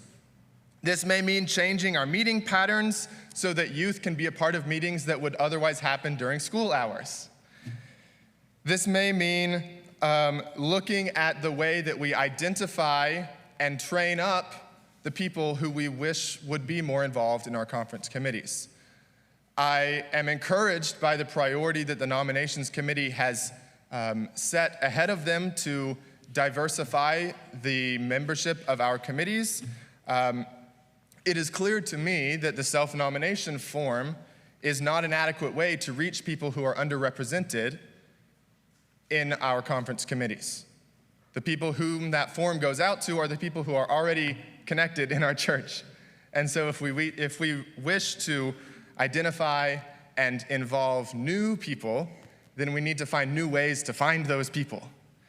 The young adult ministry area, as well as other ministry areas of our conference, I know would welcome the opportunity to work with the nominations team to do that work of diversifying our conference committees. In just a minute, you will have an opportunity to hear from who I believe to be a prophetic young voice of our conference.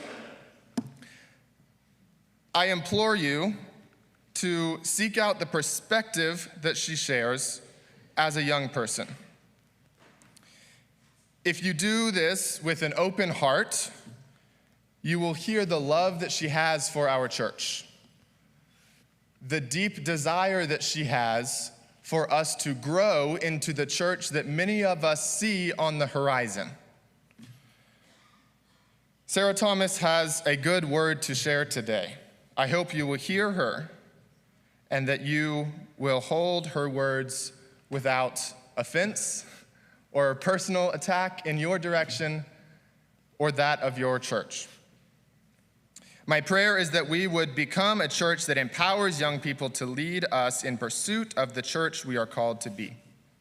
If you would like to talk more with me about the work of young adult ministries, both at the conference level or in your local church level, I would love to speak with you. Other members of our young adult committee, I'm sure, would like to do the same. If you'd like to join our committee, we would love to have you. With that, I will give the floor back. And you will hear more about children's ministries. Thank you, and happy Pride Month.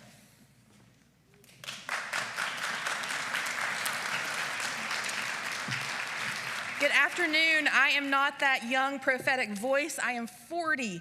I am an average adult now, apparently. But I do stand before you as your chair of our conference children's ministry team. My name is Reverend Crystal Follison, and I'm a pastor in the Scenic South District. And it is my honor to tell you about the amazing things happening in children's ministry across our wide, wide conference. If you haven't looked at a map lately of our conference, please do. We stretch far and wide. And there are so many things happening in our local churches. And our goal is to support you as you are the hands and feet nurturing our youngest disciples. My full report is found on page 67, and my children would disown me if I didn't go 6-7.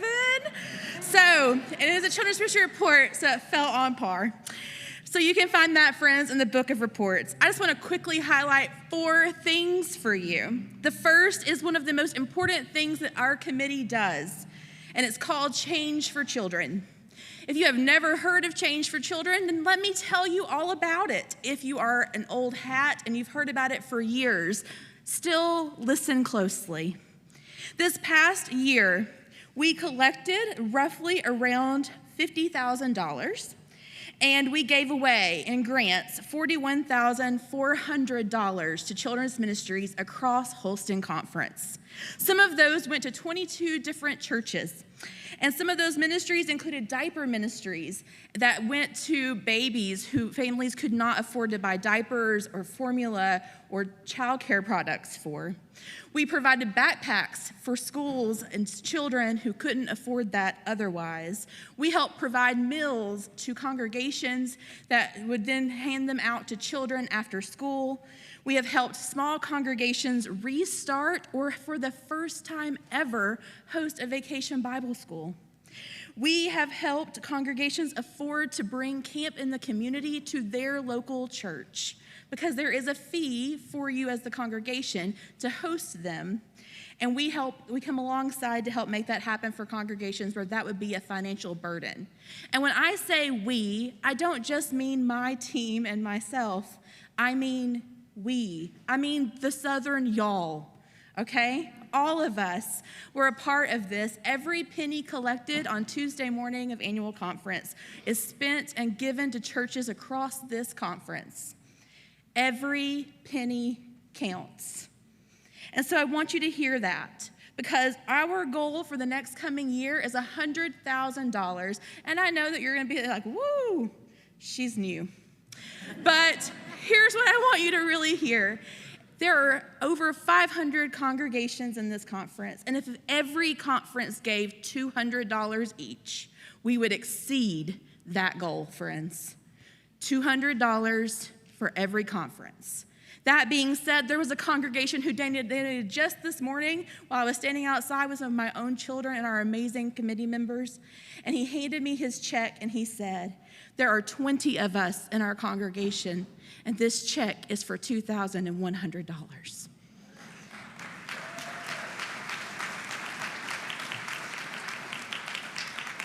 So, friends, hear me clearly. Give from the heart. Every penny counts. Maybe your congregation can only do $50 next year, but maybe there'll be that little congregation that gives above and beyond. And so, friends, I believe the work of the Spirit is happening. We encourage you to go to holston.org and to apply for grants for your congregation. You can also go there and donate. Some people were like, oh no, we forgot our check at home. You can go to our conference website and donate online at any time. If you would like to apply, the grant deadline is August the 15th, and then we have a second round on February the 15th. It's super easy. Go online, download the form, and submit it. The second thing I want to bring to your attention is our virtual book club. I was out there, hey, did you get one of these this morning? That was me. I was that girl. And so on this side, there's information about joining us for a virtual book club this fall. We offer two options. We're going to be reading together the Let the Children Lead, Models for Worship for All Generations. And it's about how to involve children and youth in your worship planning and in your worship services. It is a tiny book. It is United Methodist at heart. And we invite you to join us as we, on Tuesdays in September, we'll have an offering at 11 a.m. that Deaconess Margaret Frazier will offer. And then I will be joining a group at 7 p.m. on Tuesday nights. If you can't come for all, come for what you can. Because I know that the Spirit will be moving and it will be a fruitful time. The third thing is just to let you know that on the horizon, our children's ministry team has heard your cries. They've heard the cries of the children's ministry workers who are volunteer and who are paid, and that you would like to be better connected to one another. And so this upcoming year, we are looking at ways to have virtual gatherings across our conference where we can share resources about Advent studies for our children and youth and families. We're looking at Lenten studies later on, and we would love to talk more about Vacation Bible School together. We are also hoping to offer 3 in-person gatherings, and we're going to do that throughout the conference, Northern, Middle, and Southern. And we would have those, and we'll offer you a meal. Come, share resources, connect with one another. That will be offered on Saturdays at some point throughout the next year. We'll keep you alerted to that. And also during that time, if you have curriculum that's gathering dust, we have a few congregations that we would love to pass that along to. It's also a chance to bring resources that maybe also just, maybe you're like us at Harrison United Methodist Church in the Scenic South, and we have so many pink straws that we don't know what to do with. So I'll come share my straws, you share your pipe cleaners, and we'll all walk away with a little something extra. My final point is that I would like to invite you to our learning session, which is hopefully happening this afternoon. Melissa Birdwell is a licensed social worker, and she's part of our committee, and she's offering a session called Supporting Children and Families Through Mental Health Challenges. We'll be in the Herald Center at 102. And if we, as a committee, can support you in any way in your children's ministry journey, paid staff, volunteered staff, we see you, we hear you, and we would love to walk alongside of you. I'm now going to turn it back over to Deaconess Margaret Frazier.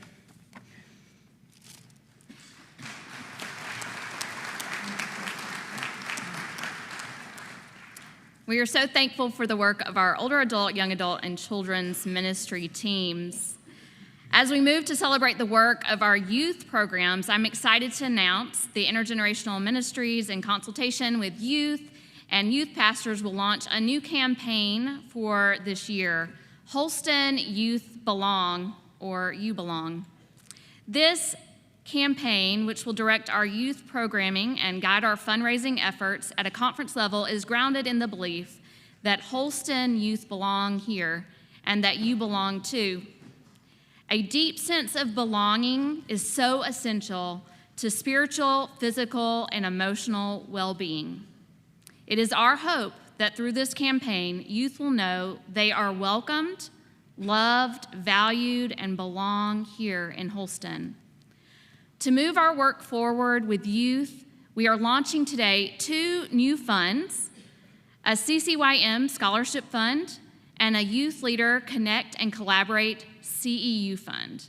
The Scholarship Fund will add to the money already raised by the youth at Resurrection this year and provide scholarships for youth to attend events in Holston and nationally and internationally. We don't want money to be the barrier for any youth to attend an event. This spring, with the funds raised at Resurrection, we were already able to provide scholarships for 14 youth to attend Holston Youth Assembly and 1 to a youth attending the Young People's Gathering this summer in Ireland.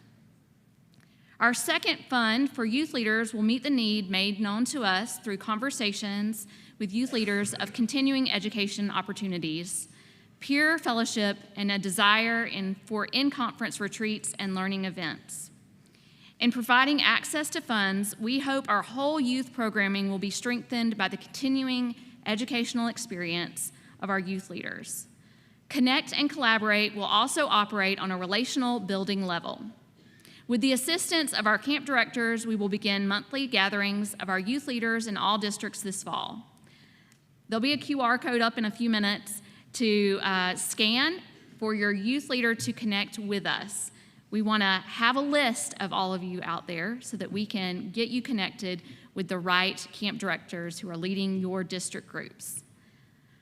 You can contribute to this new fund, these new funds, in 2 ways. One is through our very first annual limited edition t-shirt fundraiser. I'm hoping because they're limited edition, they'll be extra special, and it'll mean you all want one, right? I know, big round of applause. But do we have the picture? Have y'all seen it already? They're t-shirts that have our logo now on it. Holston Youth Belong, right, yes. And so you can wear your belief in Holston Youth right there on your t-shirt. And we would love for you to buy these in bulk. There's a discount for bulk orders over 10. We would love for your youth to end up wearing them in your churches. This would be a great way for you to show them that they belong in the Holston Conference as well. So this is one way that we are raising funds for these 2 scholarship and CEU funds. You can also just donate directly to either of these funds by marking your checks to Holston Conference, either Youth Scholarship or Youth Leader CEU Fund in your memo to the Holston Conference. But we will have 2 orderings of this limited edition. I'm telling you, it's really limited edition. The first order will be placed on June 30th, and then we will have another order placed in September. But after September, these shirts will no longer be available. They're a limited edition. You want to get them now. So go ahead, scan the QR code, get your shirt, okay? Now it is my pleasure to invite CCYM outgoing president Sarah Thomas to the stage to deliver her address.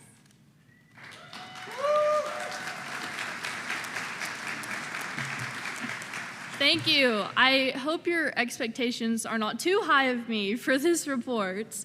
I am Sarah Thomas, and for the past 3 years, I have had the privilege of serving as the Holston Conference Council on Youth Ministries president. But today, I stand here as a product of the Holston Conference, a person who's experienced my greatest triumphs, heartbreaks, and growth in this church. I was shaped by Reverend Will Sheldon, who kept my short attention span as a child through Marvel and Tennessee football references, as she showed me what it meant to truly live out the gospel. I was empowered by Mark Reedy, who recognized my call to ministry before I even fully recognized it myself. I was equipped by Laura McLean and Ben Smith to create meaningful change in the Holston youth. And I continue to be mentored by Reverend Tina Morgan, who continues to teach me what it means to lead as a young woman in the church and how to walk as a daughter of Christ. With 2 new events and 1 returning event and the 40th anniversary of Resurrection, it has been an exciting year for the youth of the Holston Conference. You can read more about all of those in the Book of Reports, but our inaugural youth rally at Camp Bays Mountain was one of the highlights of the year. This event was created by youth, led by youth, for youth, providing a space for young people from across the conference to come together. The enthusiasm surrounding this event demonstrated the desire of young people to connect with one another and deepen their faith. Its success has already led for plans of expansion, with future youth rallies taking place at Camp Bays Mountain and Camp Lookout, making it more accessible to youth across the conference. These accomplishments reflect the dedication of our young leaders, volunteers, and all of the youth who continue to show up, lead, and invest in the life of the church. The momentum we've seen this year proves that youth ministry remains a vibrant and full of possibility across Holston. As a soon-to-be freshman at Vanderbilt University, my time as CCYM president is coming to a close. And over the past 3 years, I've learned many lessons, especially of what servant leadership looks like and how young voices in our church are needed now more than ever. But the most valuable thing I've gained is a family in the Holston youth that any young person who's been a part of Resurrection or Assembly has experienced as well. So hear me when I say that I love this church deeply, and that's exactly why I feel compelled to speak honestly today. Because the church is definitely not the people sitting on this stage. The church is not just the people sitting in this room. The church is the people that every single person here represents, and the countless more who are no longer in our pews because they believe there isn't space for them. For the past 3 years as president, I felt like I've been fighting an uphill battle that I'm sure many of you have felt as well. When I first became active in our annual conference, I was excited. I thought I was stepping into a space grounded in bold vision, purposeful stewardship, and transformative discipleship. I believed I was entering a body that existed to move the gospel forward. But instead, I quickly realized that much of what we do revolves around keeping the institution afloat. Too often, our conversations are centered around preservation instead of transformation, survival instead of discipleship, and comfort instead of calling. And time again, I've left disappointed, because we cannot proclaim a gospel of transformation while living lives marked by complacency. At some point, we have to ask ourselves, do we truly believe what we preach? Because if we did, our priorities would look radically different. Our decisions would look radically different, and our churches would look radically different. If we truly believed in the power of the gospel, we would stop waiting for structural change to create revival. Revival has never started in a conference room. It starts at the local level. It starts when ordinary people become unwilling to settle for comfortable Christianity. And yet, while we talk about the future of the church, we continue to exclude the very people we claim are the future. Young people are begging for space, and still we are shut out. Meetings are held during school hours. Decisions are made without our voices at the table. We celebrate youth in speeches while sidelining us in practice. Checking a box is not the same thing as creating change. And I think many of us know deep down that we're trapped in a poison mentality, one obsessed with preserving what we have instead of boldly becoming what God is calling us to be. Which is why I challenge each of you, be the change that you want to see from across the conference, because the change starts from the bottom up. We've become so focused on protecting our comfort zones that we've forgotten the church was never meant to be comfortable. The gospel was never about survival, and it was always about transformation. So the question before us is simple. Are we going to continue managing decline, or are we finally willing to become the churches we believe in? It will happen when we stop asking how to save the institution and start asking how to faithfully live the gospel. Young people do not need to be treated like a side project of the church. We're not just future members, future leaders, or future disciples. We are the church right now.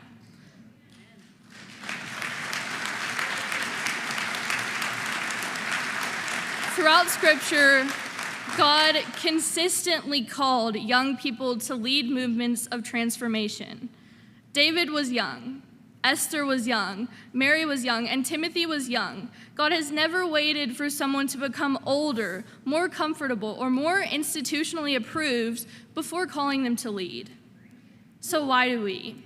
Why are young people invited into rooms only after decisions are made? Why are they celebrated on stages but ignored at tables? Why do we say we want their passion and energy, but hesitate when they bring new ideas, hard questions, or holy disruption? If we want young people to stay in the church, we need more than token seats, symbolic gestures. We need trust.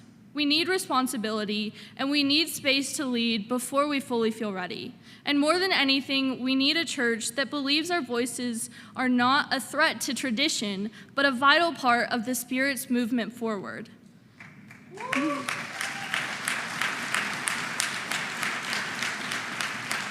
Because the church does not lose young people overnight. It loses them slowly every time we feel unheard, dismissed, or unnecessary. Every single one of you has the power to change this, but it requires more than saying, young people matter. Committee leaders and members, it looks like intentionally scheduling meetings and leadership opportunities at times that students can actually attend. Local pastors and churches, it looks like you mentoring young people one-on-one, helping them discern their gifts and callings the same way others once did in you. Bishop and conference leadership, it looks like asking young people to help shape decisions before they are finalized instead of inviting them in after for appearance's sake. It looks like giving youth real leadership roles, not just positions with titles, but positions with influence, responsibility, and trust. It looks like making room for new ideas instead of immediately dismissing them because that's not the way we've always done things. It looks like actively listening when young people express frustration, doubt, or exhaustion instead of labeling them as disrespectful or disengaged. And to anyone who knows or loves a young person, sometimes it simply looks like showing up, attending youth-led events, learning students' names, and making it clear through actions, not just words, that we belong in the life of the church. Because young people should not have to fight this hard to feel valued in a body that claims every person is called and equipped by God. If we want a thriving church in 10 years, we cannot continue treating young voices like an optional addition to conversation. They must become a part of the foundation we're building now. As my allotted 5 minutes here have been over, I encourage you, don't wait for structural change to become the church God is calling us to be. Don't wait for another committee or another generation to fix what we already have the power to change. Start by making space for young people now. Listen to us now, trust us now, and empower us now. Because revival will not begin with policies, committees, or perfectly crafted plans. It will begin when we decide we're no longer willing to settle for comfort over calling. The change we are waiting for begins with us. Bishop, this concludes the Youth and Intergenerational Ministries report.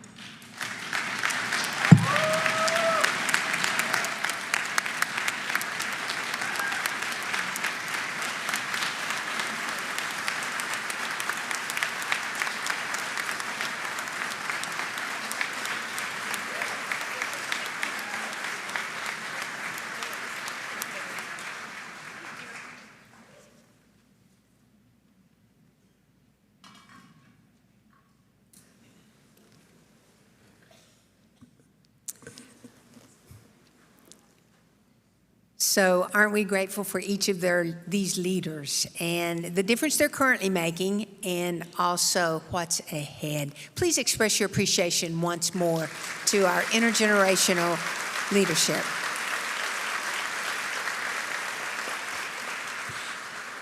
And now, Terry, I'm going to turn to you for an announcement related to intergenerational ministries.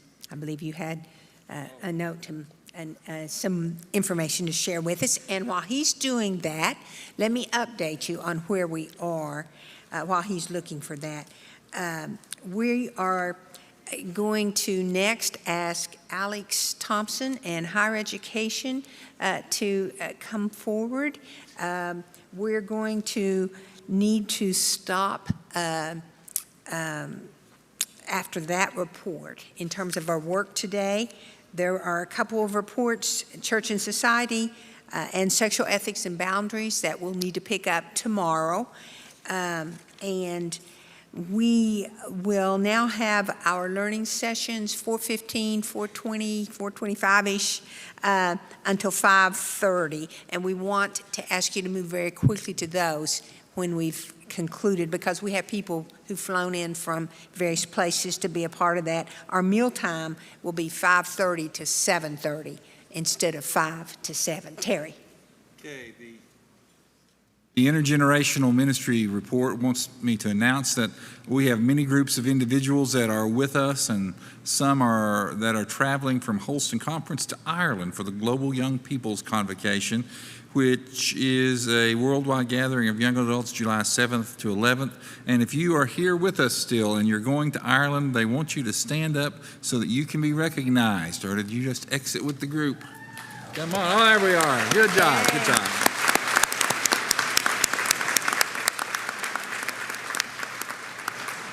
Thank you. Alex? Bishop, Cabinet, and members of the Holston Annual Conference, I know we are running behind, so we will do our best to stay short and to the point. It is my pleasure to serve as the chair of the Board of Higher Education and Campus Ministry. Our committee represents the work of the 2 universities and the 5 Wesley Foundations within the bounds of the conference. You can see our report on page 51 in the Book of the Reports with all of the reports from the various ministries following. We're going to yield some time so that we can have various people come and share about that ministry, but I just want to point out 2 things. First, the board has petitioned the body that was approved yesterday to actually add representation from young people as a voice in the work that we do. And so next year, we will have representatives from all of our Wesley Foundations and universities who are young people who will serve on our board. And so thank you for that. The second thing that I would say is that this committee has worked very hard over the past year with changes to our budget, and our current proposed budget for the upcoming year is much more stable, though it does continue to represent a decrease compared to the historical support of the conference over the past decade. And I want to thank our Wesley Foundations for working very hard to fundraise and help cover that portion that has been lost. But I want to also encourage the conference to continue to support, both on the local church and district level, these ministries with their prayers, presence, gifts, service, and witness. At this time, I'm going to invite the Reverends Corey and Isla Shapizi up to present our Asbury Award winner.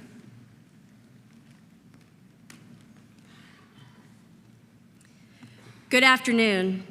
Campus ministry changes lives. It creates sacred spaces where young adults can ask hard questions, discover community, grow in faith, and begin to understand who God is calling them to be. But those ministries don't happen on their own. They are sustained by faithful people who quietly show up again and again because they believe students matter. This year's recipient of the Francis Asbury Award is one of those people. This individual has faithfully supported the ministry of the Radford Wesley Foundation through seasons of celebration, challenge, uncertainty, and renewal. When the ministry entered a challenging season of transition and discernment, this person became a steady and faithful source of leadership and encouragement. Those who have served alongside this individual know him for his calm wisdom, servant leadership, and willingness to quietly do whatever needs to be done. Although a term of leadership had already been completed, he agreed to continue serving in order to help guide the ministry through an incredibly difficult season. Because of that faithful leadership, students continue to have a place to belong, worship, ask questions, eat meals together, and encounter the love of Christ through the Wesley Foundation. But what makes this servant so special is not only leadership in difficult moments, it is the consistent willingness to serve in both ordinary and extraordinary ways. This person has led board meetings, but also cleans windows, advocates for campus ministry across the conference, but also cooks meals, volunteers for long shifts at community events, and faithfully drives nearly an hour each way simply to be present with students. And wherever this servant leader is found, you will very likely find his wife faithfully serving alongside of him. Together, they have molded a ministry of joyful partnership, generosity, and quiet dedication. Whether welcoming students, supporting events, offering encouragement, or simply showing up with consistency and care, they have helped create a community where students feel seen, valued, and loved. Students know this person not just as a leader, but someone who shows up with a guitar in hand, ready to play music, listen, laugh, and build authentic relationships. Through simple acts of presence and encouragement, students experience Christian community in real and lasting ways. It is my honor to announce that this year's Francis Asbury Award recipient is Alan Ashworth.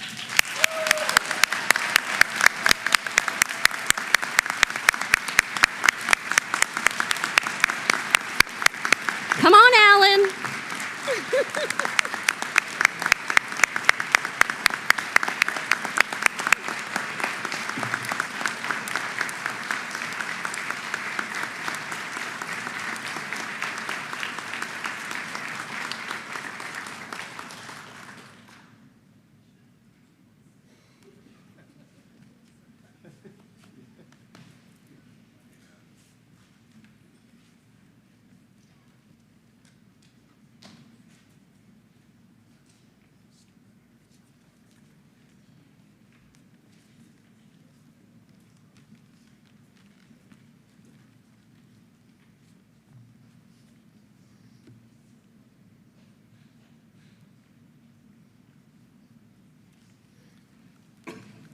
Congratulations, Alan.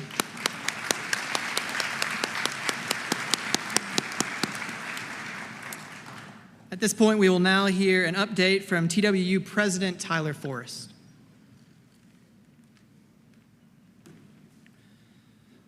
Thank you, Dr. Thompson. I may be the unluckiest human here after all of the excellent speeches I have heard this afternoon, and I know I am late in the day. But I will say it is my honor to be here with each of you. Dr. Padgett, thank you very much for having us here. TWU was founded by the Methodist Church in 1857, and we are proud, very proud, to still be affiliated with this institution nearly 170 years later. There are lots of exciting things happening at Tennessee Wesleyan, and I will only touch on just a couple of them. The past 2 years, we have achieved record enrollment growth. We anticipate seeing that again this fall, so we're very excited about that. We also recently closed out a $32 million capital campaign that was $13 million over our initial goal. That's allowed us to invest in student scholarships and capital and many other things on campus. We also have continued to rise in the U.S. News and World Report rankings. This past year, we were ranked number 9 out of 131 small institutions in the South, which is a really exciting thing for our conference to have that ranking. And it also shows the commitment to excellence that we expect at Tennessee Wesleyan. And I would be remiss if I did not mention this past weekend our baseball team won the NAIA National Championship as well. Despite these successes and so many others, Tennessee Wesleyan is committed to our core mission of educating students in a Christian environment. We're grateful for each of you and your tremendous support of our campus. I look across this audience and see so many friends, alums, and supporters. Please know you are making a difference. Thank you all.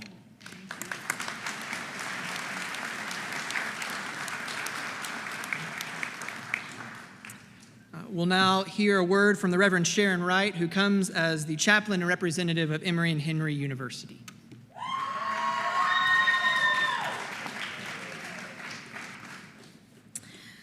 I bring greetings to the annual conference on behalf of President Lou Fincher. She was with us for our alumni events last night and this morning, but she is traveling to another event to represent the university this afternoon. Emory and Henry College, for most of us.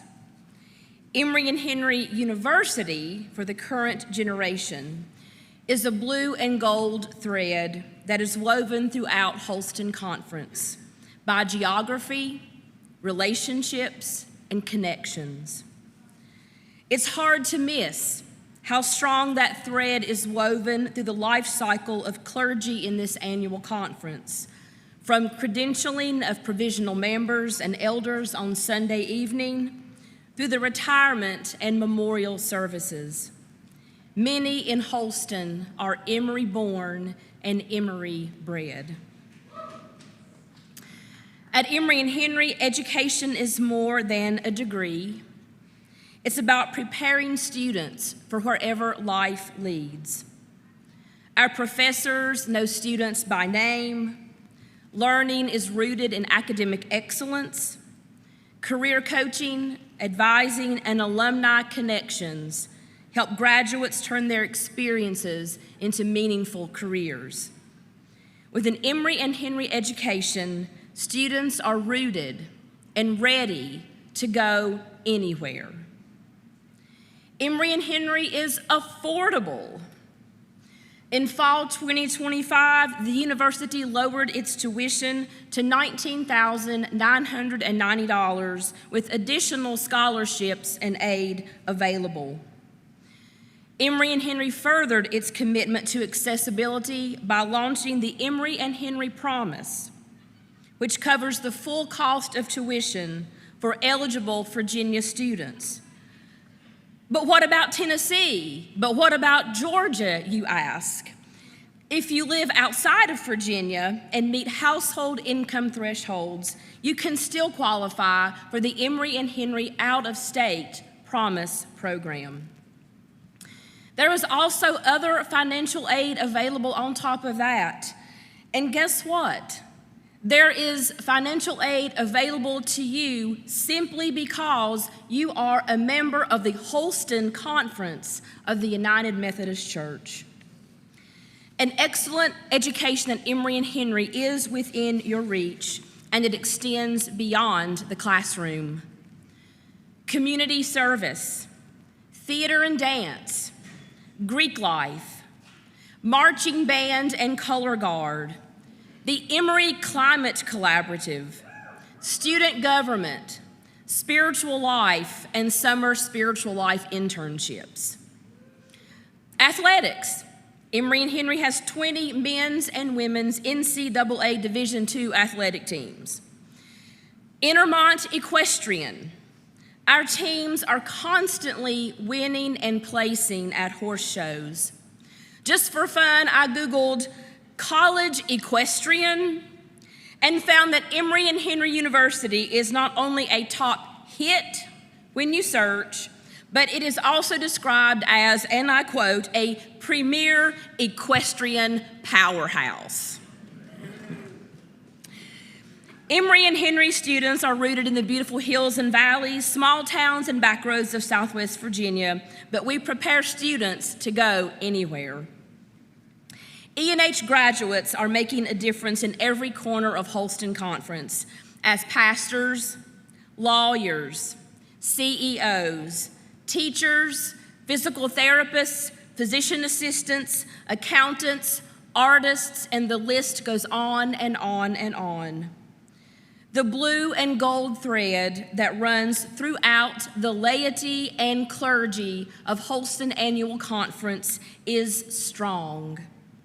Rooted in a world-class education at Emory and Henry, you will be ready to go anywhere. Thank you for your time and your continued support of Tennessee Wesleyan and Emory and Henry Universities.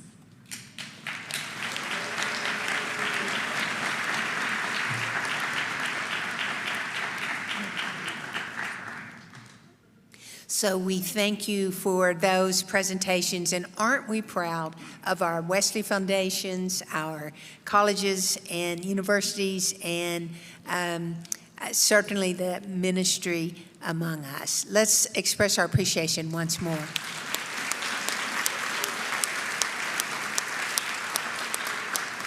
And we will continue this report tomorrow because we want to hear from our Wesley foundations. However, we've run up on a moment where we need to give people an opportunity to move to the learning sessions. We've got some excellent learning sessions. You've seen them, you've heard about them. We have people who've flown in from various places to provide this for us. I will remind you that this concept of the learning sessions actually came out of last year's listening sessions in the districts and also the annual conference assessments. Terry, would you say anything you'd like related to that? Okay, Susan has asked me to announce the workshop titles and just to remind you where they're at.